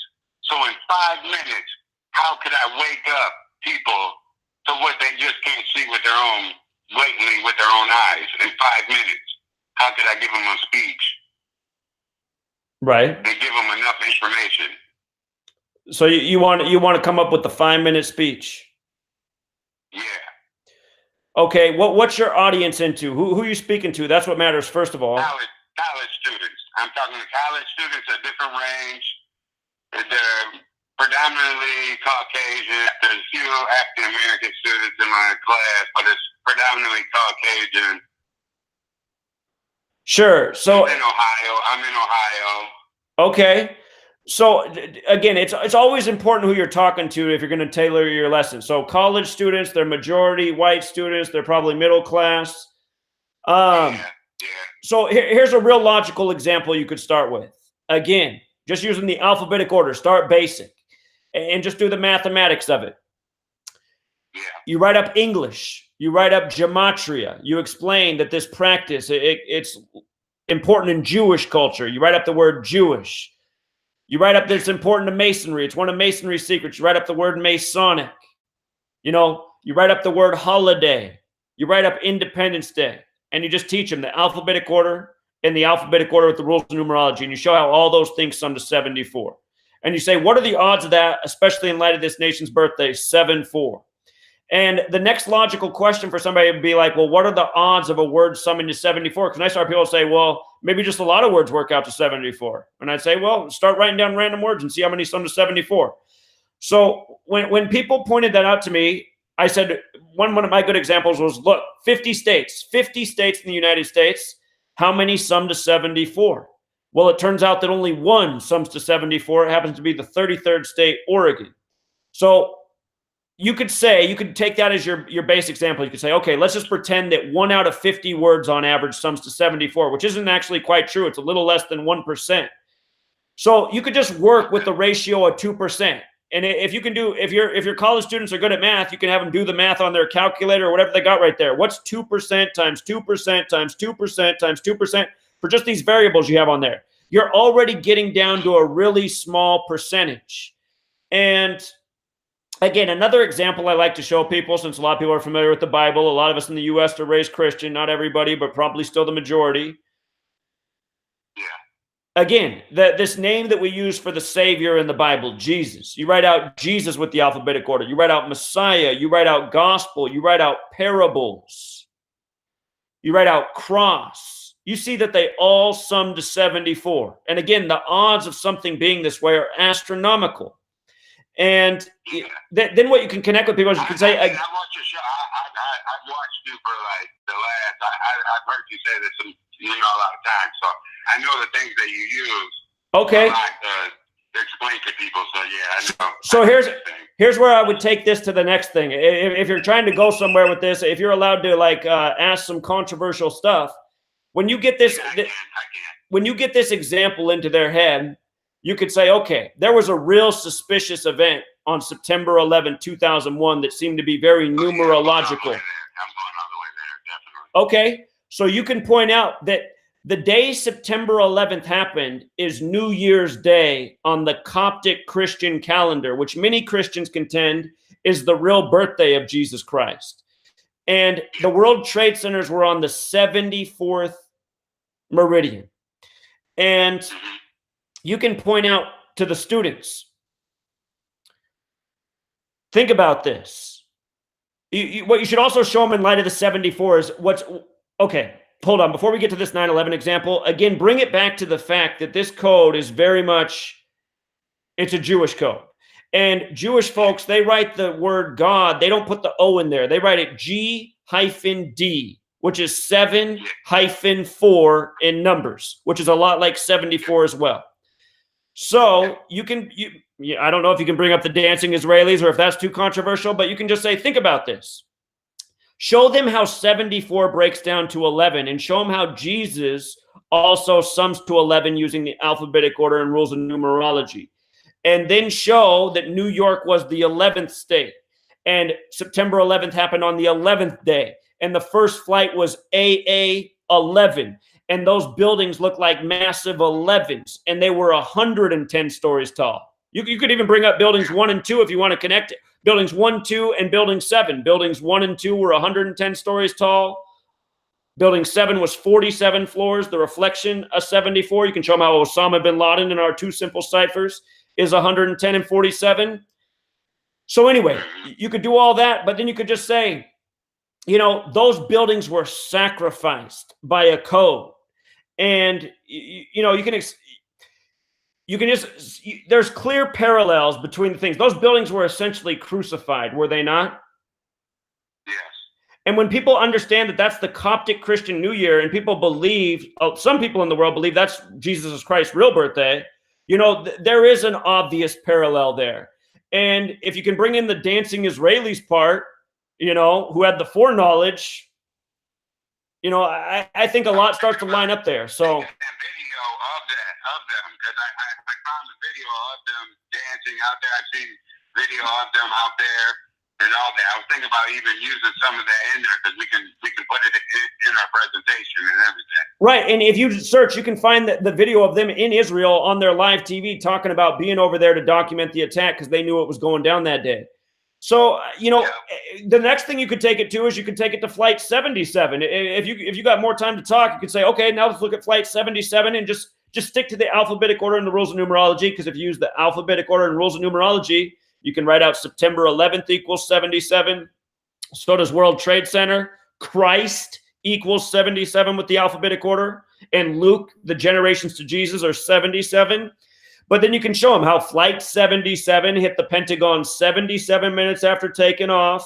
It left at 8:20. It crashed at 9:37. The Pentagon's 77 feet tall. It's on the 77th meridian. Not to mention construction began on the Pentagon on September 11th in 1941. So, I mean, that could be a nice little compact lesson there. You just showed them two very simple ciphers to understand. I think I might hit on Trump, actually, too. There you go. You know what to do with Trump, I'm sure. So. Yeah, definitely. I might hit on Trump, too. Be sure to show him how. He lets me go over. He lets me run over just because I'm one of his more outspoken students. So he might let me run over. So I might just end on Trump. And perfect, because he had his GOP convention there in Ohio, and you can show him all the stuff about 47. Maybe you can open it up and show him the other two ciphers, the reverse alphabetic order with the rules of numerology, all the things that sum to 47, how his convention was synced up with Inauguration Day. You know all that, right, about the 187? Yeah, we're close to Cleveland, too. I'm in Lorain, Ohio. It's like we're right by Cleveland. I mean, we're real close to Cleveland. There you go, man. So, yeah, I think it'd be awesome. And I'd love to, if you could record that, that lesson. It gets recorded. Yeah, man, I would, if you could record that and upload it. Upload it to YouTube, too. I'll get a link to it. I'll make sure I'll post it, like, one day to your, in the feed to one of your things, too. I'll make sure I'll let you know. That would be awesome, man. I'd love to see how that goes with the class. So, I'm looking forward to it. All right, man. I'm definitely into you. Thanks, man, for all the information, the knowledge. I keep trying to let everybody know around me. I try to open their eyes. I keep trying to tell them they're living in the matrix. They don't believe me. I tell them everything around them is scripted. They don't believe me. But see, I've been doing it way before I even found you. Sure. Way before I even found out anything about this. I knew it was all like this. Hey. Before I even found out anything about Gematria Sure. at all. Sure, man. I knew it was like this. Right, exactly. And I did too before I figured out Gematria. It just gave me the extra ammunition I needed. But that part about you saying the Matrix, you can remind those young folks that just before 9/11 happened, the two biggest movies to come out before that were The Matrix and Fight Club. And how does Fight Club end? It ends with buildings falling down in free fall demolition. That stuff's not an accident. Oh. Yes, it does too. Right. Right on. Good looking. Thank you, man. I appreciate. I've been trying to talk to you forever just to ask you because I knew my speech was coming up, and this is what I wanted to do it on. And yeah, thank you very much. I appreciate your help. And yeah, I'll make sure I get that. You'll get to see the speech when I get done with it. I can't wait, man. I'm gonna switch over because somebody else from Ohio's calling. But good luck. I can't wait. You take care, friend. Great call. Yeah, you too. All right, see you, man. Yep. All right, we got another Ohio caller. Oh, hey. Yeah, it's bow and arrow. I was really good with that last caller. And, okay, being from Ohio and everything, okay, what he should know is, okay, Ohio was founded by the French, right? And discovered by the French at first. So I looked up La France, it's how you'd say it in France, and it's 33. Then you look up the first city in the Northwest Territory in Ohio, Marietta, and it's 33. And then you look up the city that I'm in, the next town over, which is the second town in the Northwest Territory, which used to be called Belparis, how you'd say it in French, and it's 58. So you're seeing this common line there that makes it pretty obvious. And then I got to run to work, so I only got one more thing to say here real quick. But the Bible scholars out there also should look and see that they should go straight to Genesis 11:9, which is talking about the Tower of Babel. Don't think that's any coincidence. Right. And then one more thing, there's been this debate, I've heard of in church all my life about who the two witnesses are in Revelation, okay? Is it Enoch and Elijah? Is it Moses and Elijah? Moses and Enoch? Well, when you punch in Enoch and Elijah, they are the same code in 5 ciphers. So I think this would make Bible studying really interesting for a lot of people. So got to settle that debate. But hey, dude, I wish I had more time to talk. I've been talking or trying to call for 45 minutes, but I got to run to work. So. Well, I'm glad you made it through. Hey, don't forget that Ohio and France, just using the alphabetic order, both sum to 47 to complete our trio of Masonic numbers. So great information. Oh, cool. Yeah. All right. Take care, man. All right, man. See you. Yeah, that was a very logical thought. Brilliant. And I'm sure if we went through our states and state history, we'd see a whole lot more of that. All right, here's another caller. Maybe they want to debate. How you doing? Hello? Hello? Yeah, you're here. Yeah, can you hear me? Yep. Cool, man. Hey, man, I actually want to debate. So it seems like we had a few callers who were just already sold. Yeah, man, so I'm the guy who left you that comment earlier saying that the issue with Gematria is it's never actually proved. It's always plausibly deniable that it's just a coincidence, which I'm not sure you actually have a response to that. Do you have a response to that? So, yeah, I do remember your comment. It was long and it was thoughtful, and it was saying you couldn't take this in a courtroom and achieve anything with it. And my response to that is, well, you can't achieve anything in a courtroom anyway. I mean, the whole court system's bought off. The whole legal system's bought off. The purpose of this code is for the people who are awake to see how the tyrants are operating so that we can get ahead of them and enough wake people motivated to do something to stop it. So I'm not trying to solve things in a courtroom. That was never my goal. I do understand your point in terms of legal terminology and the way the courtroom works. But, you know, I mean, do you see what my response is to you? Do you understand what I'm saying? Yes, but I think the thing is your response is not actually understanding my point. My point is not whether or not the courts are valid or operate according to consistent logic or whether they're like the courts of the Banana Republic. My point is that assuming the courts were operating logically, you could never actually prove a crime just by pointing out numerical coincidences. You know, you get what I'm saying? Whether the courts are legitimate or not, let's assume they are legitimate. You cannot prove a crime just by pointing out numerical coincidences. It is always plausibly deniable that these are just coincidences. Whether, and you can point to series of thousands and thousands of events that have the same repetitive. And see, I'm a believer in your work, and I've watched you, dude. I've watched you call 5 Super Bowls. I've watched you point out, 1,000 sequential events that all work by the same code consistently. But even I have to admit that logically, especially if somebody's just coming in and they see like 3 of your videos, it is always plausibly deniable that this is just a coincidence. It doesn't mean that it's a reasonable belief that it's just a coincidence, but it's always plausibly deniable. Do you have a response to that? Well, I agree that you're right. You're completely right. It's just, those people whose minds work that way, it's just going to have to be that way. Again, I'm putting out this knowledge for the people who get it and who can recognize what's beyond coincidence. Again, my whole goal in this is to get people to see what is truly taking place, the agenda that's being waged, how it's being done by a code. There's always going to be people who deny it, who say that's not concrete enough evidence for me. But those are the same people overwhelmingly who don't want to see the obvious anyway. So, here's the thing, dude. Here's the thing. So I want to throw another monkey in your gears, right? I want to throw another monkey wrench.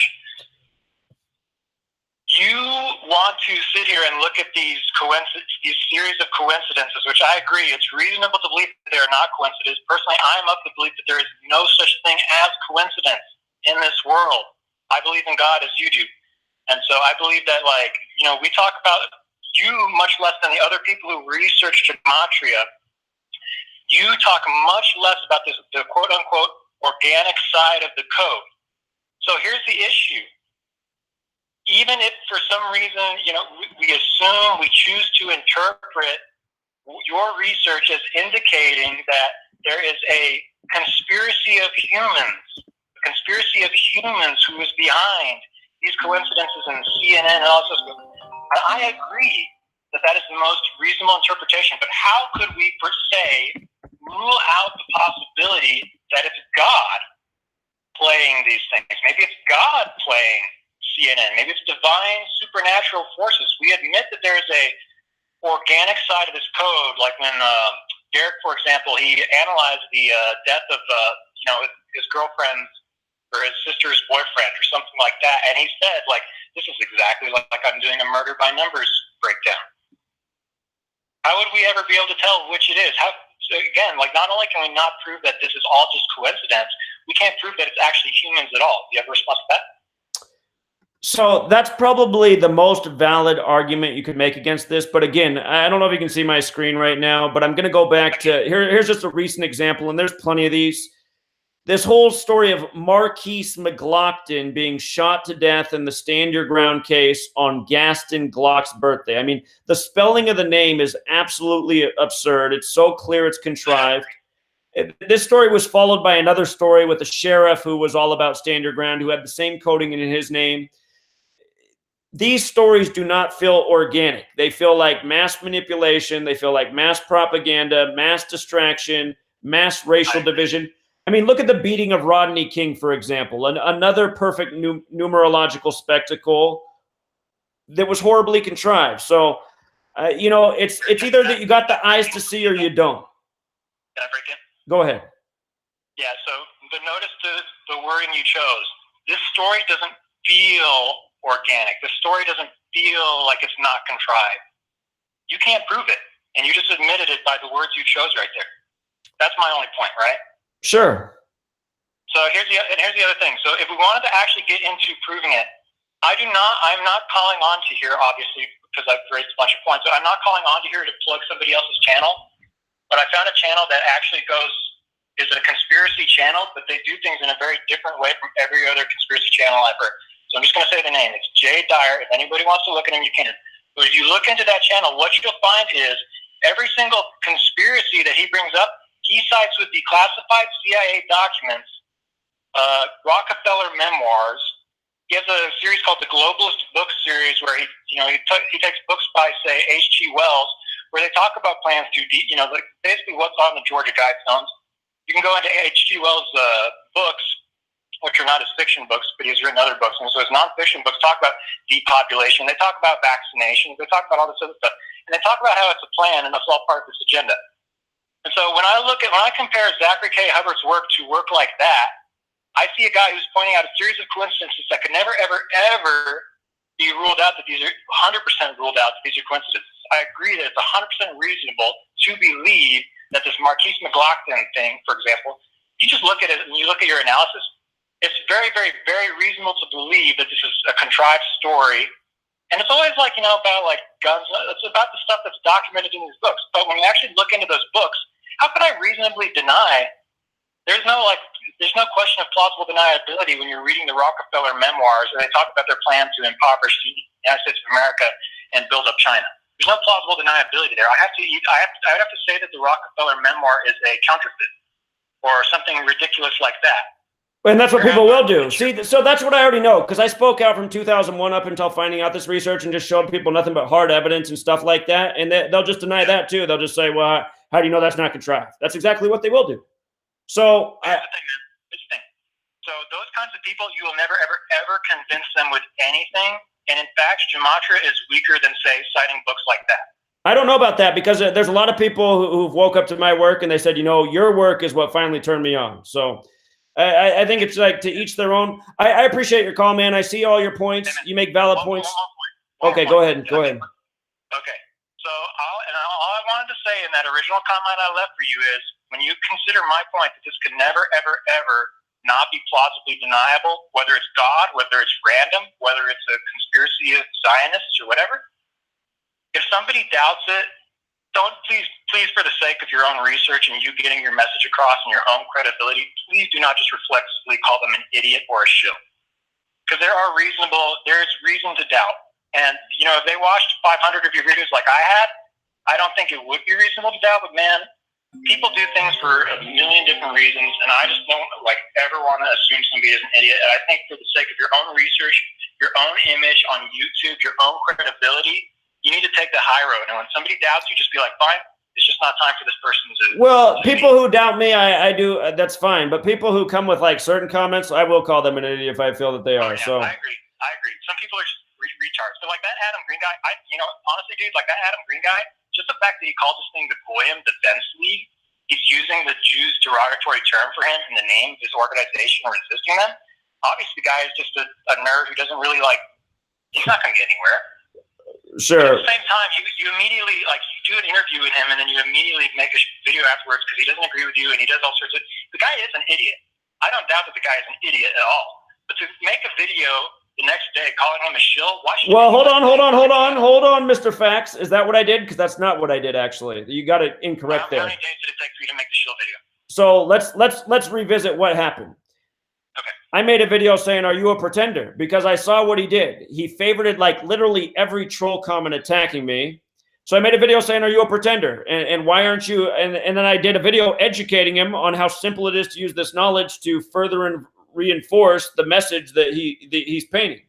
And then he called in during that live stream and he said that, you're a kook and this is crazy conspiracy theory and blah, blah, blah. And then he deleted his video. And then what happened? Then the video that I made with his phone call got, censored. And it takes a lot of people flagging a video to get it censored. So it shows that GDL, they're well organized, just like the flat earth community.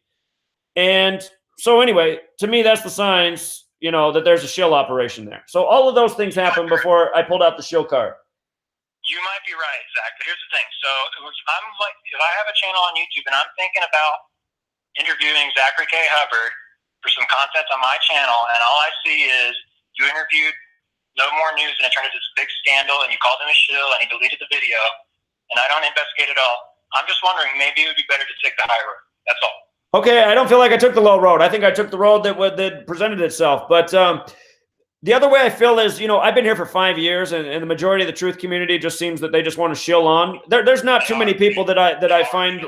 There's not too many. The flat earth community is shills. Most of YouTube is. There's not many channels that I respect or find anything worthy there. So sometimes I feel like a man on an island. But I know what you're saying, man. I'll leave it there. I appreciate your call and your questioning. You make good points. But again, I'll tell you what, I gave people nothing but facts and logical arguments and things to read, and people can deny anything. That's the sad reality of the world we live in. So take care, friend. Great points. You have a good evening. Let me switch it over here. Hey, man, what's up? Zach, Appreciate you calling in. I know you didn't call in to debate unless. What's going on, man?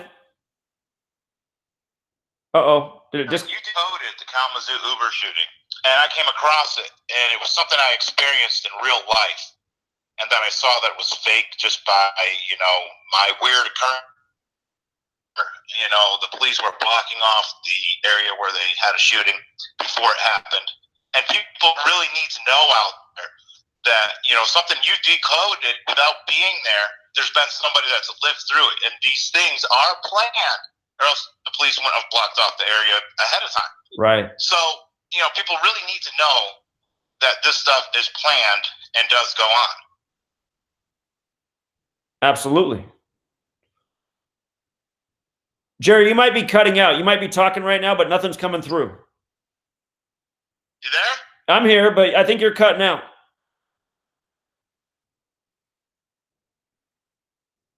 Uh-oh. I think you're cutting out right now because nobody hears what you're saying. If you can hear me, call back. I think it dropped your call. Whenever you and I try to connect, we always have call problems. That right there is the James Blizzard channel. He's he did the oh shoot, somebody else is calling in. Hello, caller? Hello? Yeah, you're on. Oh, sorry. You must be lagging. What's up, Zach, man? It's Nebraska calling in. I just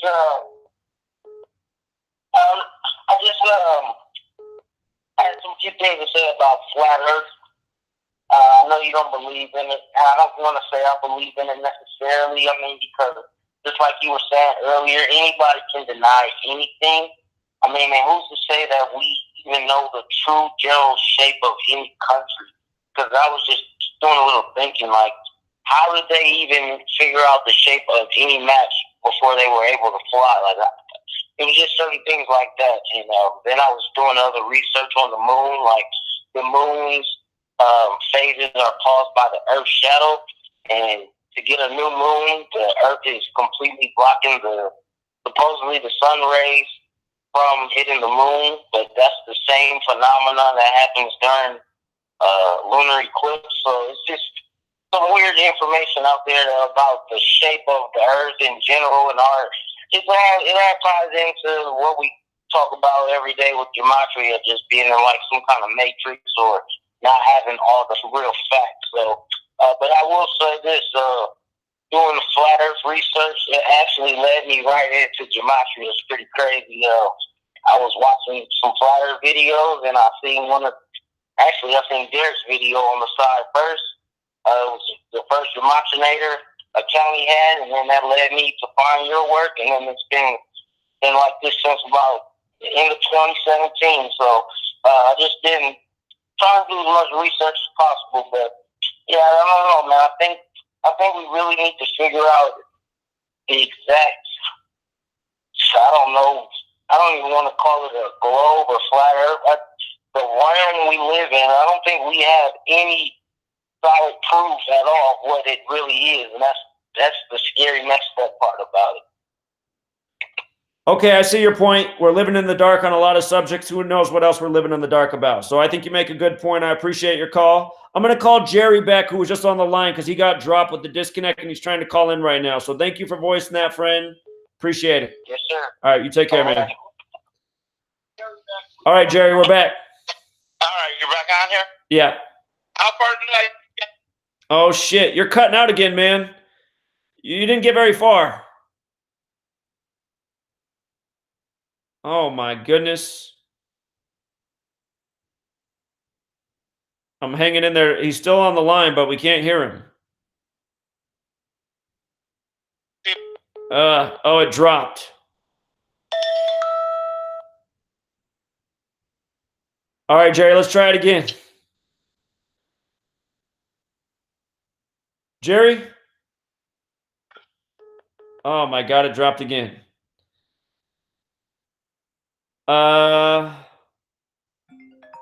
He's going to try on my other phone. All right, trying the other line. Let's see how this works. I think Jerry's too dangerous. He's on mute again. We should hear him right now. Jerry, you're not coming through at all, man. And I know I got the volume up here. I'm double checking. Yeah, it's just not working.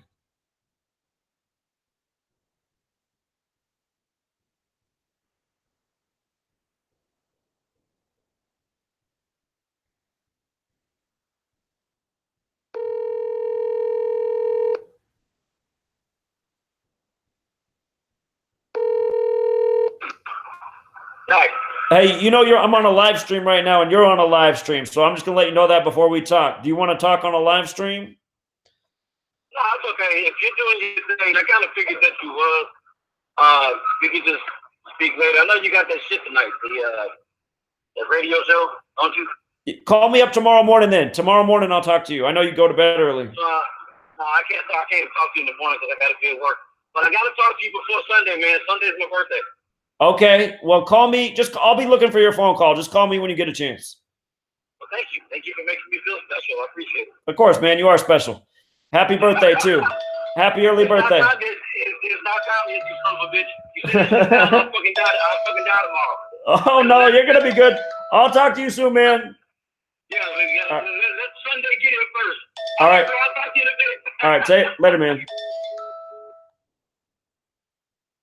All right, Jerry. Hopefully this works. Yeah, this might work. I'm holding up to the window. You know, I'm way out in the middle of nowhere now. Okay. Middle of the snow and shit. But yeah, I wanted to let people know, remind people that you decoded a false flag that I went through, and when I thought nobody else knew it was a false flag, you were there decoding it. And I want people to know that these things are definitely planned whatsoever. There's not a chance that they're not planned. Just because I have dealt with it. With that shooting, with the Uber shooting, it was there. It was seen. The police blocked off the area before the shooting. There is no possible way that was organic. So people need to understand that there's an organic side to these numbers, but these people are also planning these shootings, planning these stories, and everything else. Absolutely. Hello? Yeah, we're listening. You're coming through clear. Yeah, I just wanted to make sure that people understood that, because, you question the gematria all the time, but when I lived it, I saw the real-life experience of the numbers and the planners. So there's no doubt in my mind. I know there's going to be other people's doubts, but Zach knows what I went through, and these people weren't happy when I really looked into it. But there's, I think, a higher probability than 99.999% that almost every single one of these things are planned way ahead of time. Absolutely. That's the most important thing about this code to me. It helps you get ahead of how they operate. We see how systematic they are. There can be no doubt that they're doing things in this ritualistic pattern that we've exposed. The caller before who was saying, it's better to just go back and look at these documents to prove the agenda. I agree that that's important. But the thing is, reading those old world documents that expose the agenda still doesn't explain to you, when they're going to coordinate their next false flag attack and why they're going to do it on that day. So, that's another piece of the puzzle. But yeah, well, that's all I wanted to tell. I just want to make sure that people understood that what they're seeing in the newspaper today, that's contrived. It's all thought out. It's all planned. And yeah, sometimes you have to really live through one of these things to know this and know it in your heart. But I really, if anybody ever has any questions, they can always get a hold of me. But they need to know that, this is planned. This is all planned. It's been planned for a long time, and I'm sure they got more installed. But that's about it, Zach. You have a good night and all that jazz. All right, appreciate it, Jerry. You stay safe out there. All right, I will. All right, take care, man. That guy is also from nearby Sandy Hook, and he knew that school where the shooting supposedly happened had been closed due to flooding from years before the shooting happened there. That's the real reason they tore it down afterwards. It was already destroyed from a flood. So, condemned building, couldn't use it for the school children anymore. So, yeah, thank you for the book purchase. Crystal, thanks you too. Crystal, our new big supporter. She hasn't been here long, but at the same time, it feels like she's been here forever. So, well, we had one sort of debater. I mean, we've been going for over 2 hours now, and I'm still waiting for the big debate. My goodness. This could be it. Hello, caller. Hi, Zach. So I'm not here to debate, but I just want to say, or here's my question rather. How do you stay so patient? Because in my eyes, you're a very patient person. And, there are times you openly admit that sometimes you're arrogant. And honestly, you have every right to be. You cracked the code. But my question is, how are you so patient? As I'm listening to you talk, you do this every day. I personally wouldn't have the patience. And my other question is, do you ever get burnt out? So my patience comes from my upbringing. My mother, you have to be real patient with her. And I also, I learned to be real patient also in my early 20s working in a group home, because you're working with a very special population of children. And I also used to be an elementary school teacher. So growing up with my mom, you got to be real patient with her. She's long-winded and she repeats herself over and over and over and tells the same story 10 times over in a circle like a broken record. And you just got to sit there and just listen. Otherwise, she gets real upset.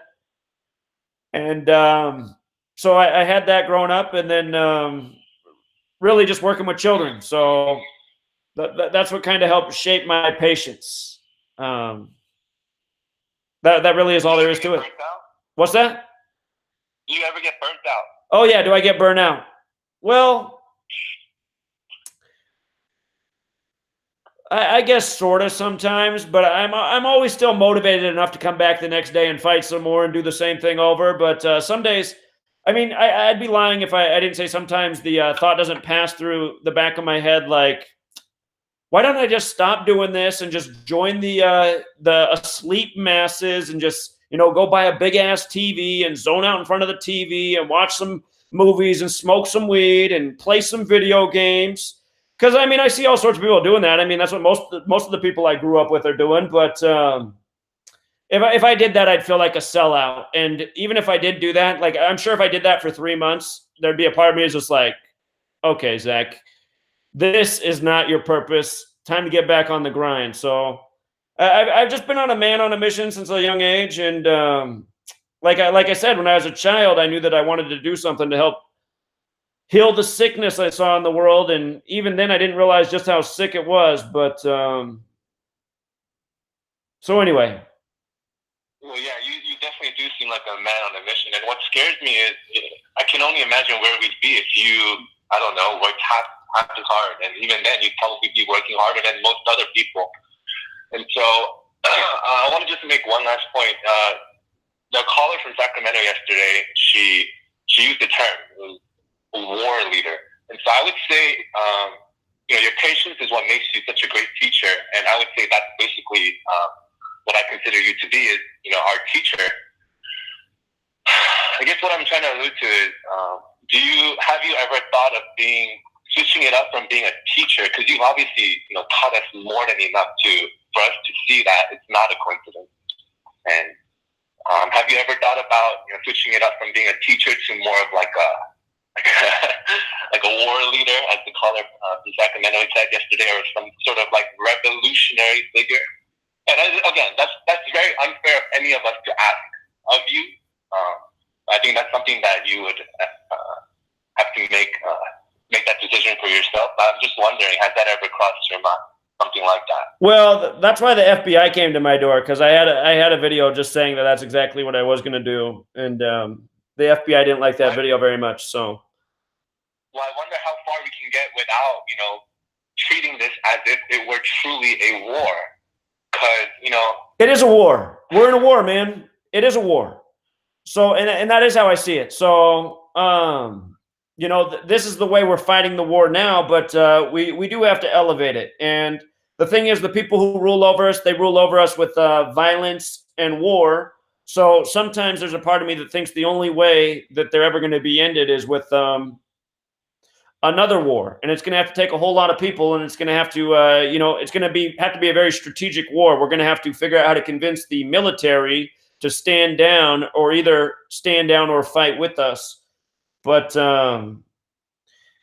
yeah, it is a war that we're in. So, and that is how I see it. But right now, it's not like I can, you know, go load up my pitchfork and go, you know, take over Washington, D.C. or whatever, because there's not enough people. It would be a slaughter. So, I mean, if you're going to be in a war, you got to have the right tactics and strategy. You got to get Sun Tzu. So, the way I feel, honestly, is my tactics must not have been right, because I've been doing this for 5 years and we haven't gained any ground. Well, okay, we gained a little ground. I guess that's what I'm trying to get at is, you know, have you considered, you know, changing up your tactics, your strategy, perhaps, I don't know, to get more exposure all at once, whatever that may look like. Yeah, that's what I need to do. That's why I need to go pound the pavement and probably get thrown in some jail cells a few times to get some notoriety. But I need some more book sales, so I got some bail money, because it's expensive going to jail. I know all about it. So, Yeah. Anyway. That's all I have, so. Yeah, I appreciate it. You're a great caller, man. All right, take care, dude. All right, you guys. I'm going to have to get off here pretty soon because I got a radio show to start. And I'm going to have to take some ibuprofen before I start, because I got my that's the one drug that I have to take too much of is ibuprofen, because I get a lot of headaches. Staring at computer screens doing this all day doesn't help anything, but okay, you guys, let's all concentrate in the world and say, you know, let's have a debater call in. I'm waiting for that debater. Come on out there. Where's Marty Leeds in the shadows? Where's Adam Green? Adam Green said, oh, this could be it.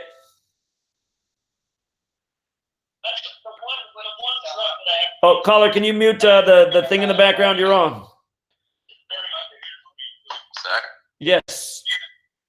Hey,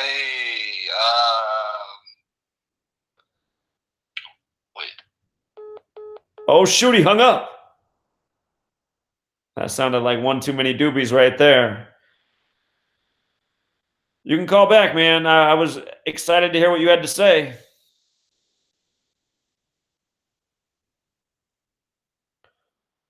I drink a lot of water. I've had headaches my whole life. My mom's mom has a lot of headaches too. I think I get it from her.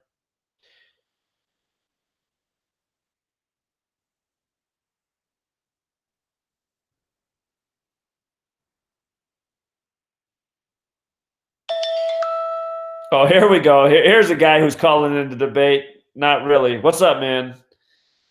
What's going on, Zach? Just waiting for that. Man, yeah, it's a cock here. One thing I gotta say, man, obviously I can't debate you because I agree with you, but what I think everybody needs to be doing here, especially if we can get back on track with the sports betting and everything here, pool money together and all that and get billboards put up. I mean, if we can get a billboard put up, I'm definitely thinking, you know, after we have to spring forward with time savings crap there going on, you know, like around May or June or whatever here, get some billboards put up around the country. Half the billboard with a picture of the Golden Gate Bridge, the other half with the picture of Dome of the Rock, big ass bold letters saying what's going to happen August 11th, 2019. Well, get people up that way. That's a thought. I'm not sure what the cost of a billboard is. It's got to be pretty expensive. It's a lot. It's about depending on the location there, it's between $1,500 and $3,000. That's why I'd say we got to pool money together. So that's like as much money as I've made off my book so far. So it's like I'd have to write a book for each billboard. I know that's what I'm saying. Like if we can all kind of pool money together and all that, and that's God damn man, I did lose a bunch of money and all that because I was like, shit, if I could win everything on these parlays here, man, I could start getting billboards put up instantly. But Yeah, but you know what I mean, man. If we can all work together and get this done here, it wouldn't take that much. You know, everybody adding a little bit, you know, here and there and all that, we can get these put up here. Not just to advertise your book, your blog, and all that, but I mean, what do you think people are going to do when they're driving down and they're, you know, stuck in rush hour traffic and they see these billboards and they see, like, what the hell is that? You know, Golden Gate Bridge, Dome of the Rock, and, you know, what's going to happen on this date, August 11th, 2019. I don't know if you can get all that information on a billboard. I think the billboard would just have to be like one word in big letters, Gematria, just so people go, what is that? Exactly. That's what I'm talking about. And, you know, for everybody out there winning a ton of goddamn money with all the sports bets and everything, that's exactly what could happen. Because, I mean, how many people are winning, you know, a few $1,000s every week on the sports bets? It's like, shit, come on now. Get some billboards put up. You know, don't just think about yourself, think about everybody else too. It's that simple, you know what I mean? It is a thought. It is a thought. Yeah, it's going to take resources, though. And from what I've discovered is this community doesn't have many resources. I mean, the other day when I was saying, why can't you guys get the book for $5? People were saying, like, dude, because I don't have any money. And the only money I have left over, I got to spend it on dope. Yeah. So I'm like, oh, so you guys can't get $5, huh? Okay. Yeah, those people, fuck those people. Well, I think that's pretty much, I think those are the people who are here. And really, they don't have $1 even for a Patreon and all that. It's like, how the fuck do they afford a goddamn cell phone and the internet or a computer? That's what I don't get, man. That's what I don't get right there. $1 a month or $5 a month? Get the fuck out of here. That's bullshit. You know what I mean? I do know what you mean. But yeah, we're going to have to, yeah, if we were all smart about our money and pooled resources, we could probably make some things happen. Billboards are a thought. Smart about your money. I mean, just stop being a complete retard dumbass about your money. I got so many people I know that you look in their cars and it's like, what the fuck? You got cans of and bottles of all these energy drinks and then bags of, you know, snack food, and it's like, stay away from that shit. Stay away from cigarettes too. Right. I got a friend who, oh my God, I don't even know what he was spending every goddamn week, but it was about a carton of cigarettes he was going through. Sure. And now he's rolling his own, and he's still spending between like $30 and $40 a week on smoking. It's like, what the fuck? Yeah, wow. People are flat out brain dead retarded. Well, that's what a lot of people spend all their leftover money on their vices. I mean, this is the American way. So. Oh yeah. If there's a way we can overcome that, I don't know. There's got to be something out there where, I don't know, even putting out your videos, maybe you got to do, you know, I don't know, just fake-ass titles, fake pictures and all that, you know, clickbait, whatever you want to call it. Maybe that's the way to track people into it here. Because I've seen other people doing that stuff, and their channels have exploded. Sure. Well, most people are into stupid stuff. Like if I had like videos of like farting and, you know, with a flame next to it and igniting like a big wave, I'd have 1 million views, you know? I mean, people are into stupid shit, yeah. so. There was a channel I used to love watching there because, you know, I do building and remodeling work. I'm a carpenter. And this guy, I'm not even going to say his channel name because I'm not going to promote all the bullshit that he does nowadays. It is absolutely insane. He was doing great woodworking videos and amazing. You know, just like, wow, this is, wow, just spectacular pretty much. And then his views started going down and all that because he didn't have that much more to make. So he started like, oh, well, I want to make YouTube videos. So he started doing clickbait stuff, and that's where he's at now. And he's doing all these retard-ass videos like, hey, what can we do to make this power drill burn out? And stupid shit like that, you know? And it's like, man, everything goes from education to just retardation. What the fuck? I know, man. I know. It's some world we live in. Oh, yeah. One hell of a fucked up world we live in. Yeah. Oh, my God. But, all right. Yeah, we can figure things out here, man. I don't even know what to say right now, but we'll get we'll get shit figured out. All I will say real quick is people, you know, if you are stuck watching movies and TV shows, run the numbers on everything you can, the names, the dates, and all that. I mean, I was watching my mom the other day here. I talked to her while she was watching this show on Netflix, a TV show from back in the day called Frasier, which came out after Cheers and all that.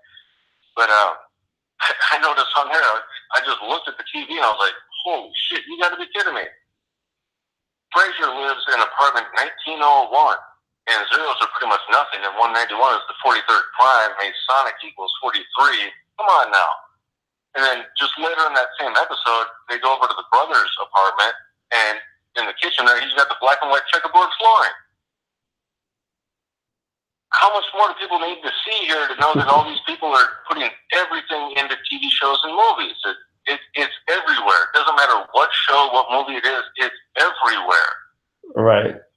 Right. It is everywhere. It is everywhere, man. It's omnipresent. I don't know how people don't see it. It's right in front of their face. They don't want to see it. Hey, Zach, I don't know if you've seen on my blog here about the Gremlins 1 and Gremlins 2 movies. Go check it out if you missed it, because, wow, it's amazing how the first movie, you know, everybody talks about, there's that scene where Billy's in the car there and they show the radio and, you know, the dial set between 9 and 11 and Sapphire XI is right above it there. Sapphire's the Stone of September and XI is 11.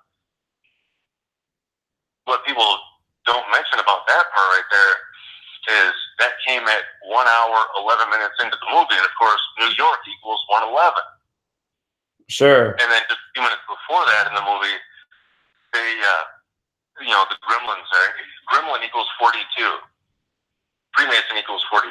What's the Freemason motto? Order out of chaos. What do the Gremlins do in the movies? Create a bunch of chaos. Sure. Now, people. Well, but, so many movies in Hollywood foreshadowed the date in many different ways, and I mean the themes in Hollywood are very repetitive too. Hey, dude, I'm going to get off just so I can take a break before the radio show. Go ahead. Here's something else about the first Gremlins movie. I've never heard anybody else say this, but just before that happened in the movie that I talked about, at 1 hour, 7 minutes into the movie, you know, military 107, and you know how military synced up with 9/11 and all that. What happens is the Gremlins go to kill Mrs. Deagle, who owns the bank, and she's the real estate agent and all that. And she has the sign out in front of her lawn that says Deagle Real Estate. You know what the phone number is on the sign? It says 555-2001. And I know that 555 is the big number for all phone numbers for movies and TV shows and all that.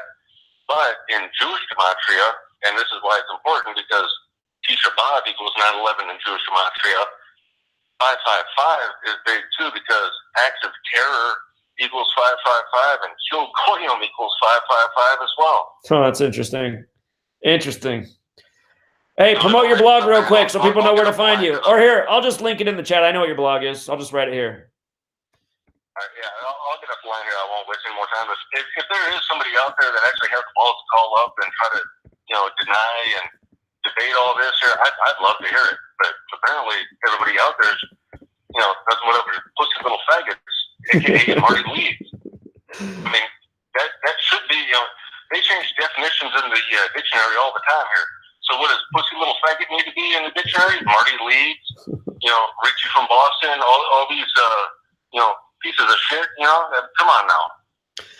Yeah, But, I hear you, man.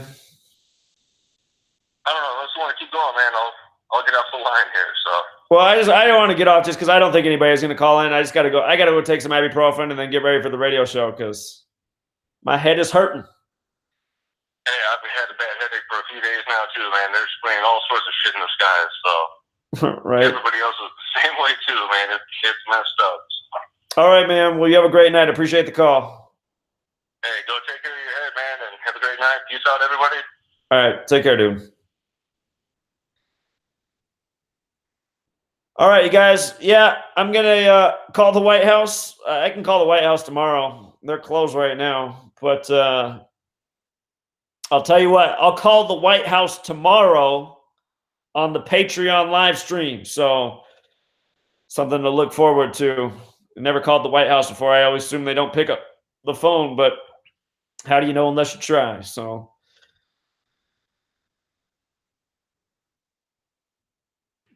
all right, you guys, I'll just wait here for 30 more seconds to see if we can get a debate call. We had one sort of debate call, but it wasn't somebody just trying to dismiss the work. So I was hoping we'd get some calls like that. Welcome, everybody. Thanks for supporting. Appreciate those of you who went and picked up the book.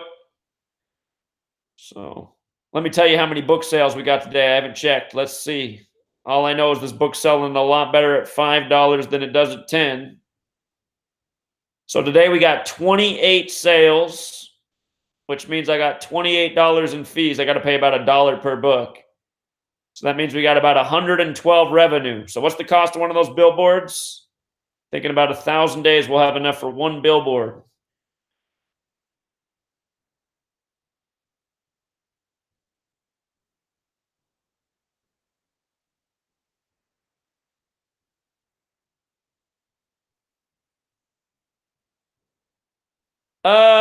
Well, I'll decide on if leaving it at 5 is the right call. It's definitely getting the sales number up, but I'll play it by ear. I'd like to see about at least 12 more sales today. I mean, oh, hold on. We got one more caller. Maybe this is it. You're on.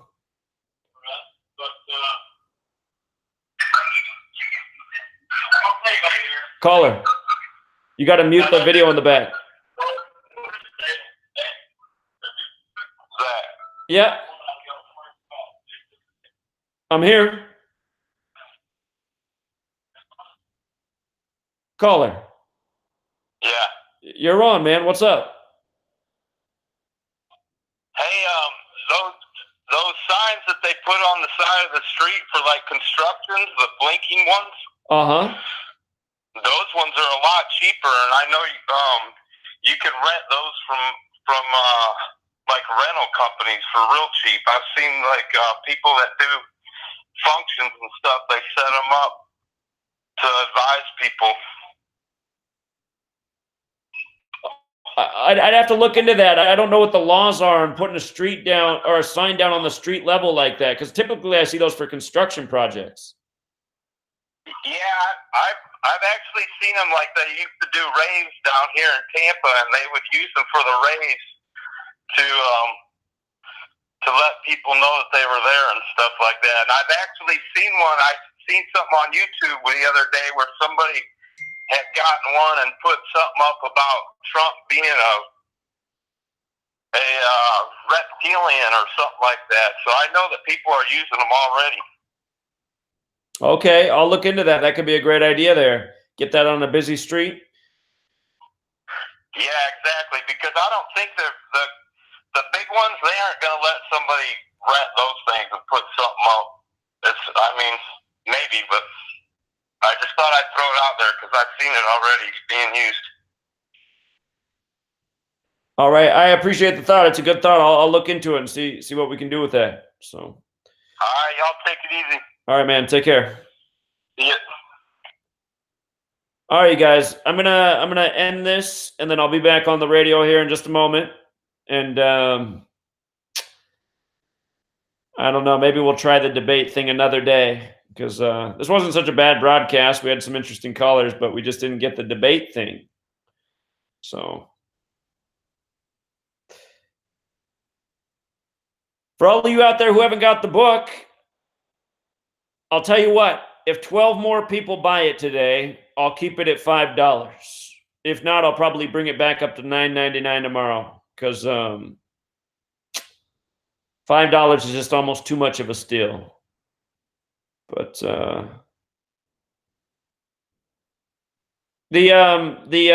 podcast on Patreon's at 1 p.m. Pacific. So I'll call sometime after 1. I'll probably do the presentation and then end the presentation with a phone call to the White House. And I'll probably just call them about whatever crap they got circulating in the media tomorrow. Somebody says we can get 99 book sales in the next hour. All right, let's see if it happens. We've never sold that many books in a day. The record amount of book sales in a day is about 80. That's when I had 2 videos out there that were both had well over 100,000 views that were going at the same time. But YouTube took care of that problem. Most videos aren't getting much over 2,000 views these days. So,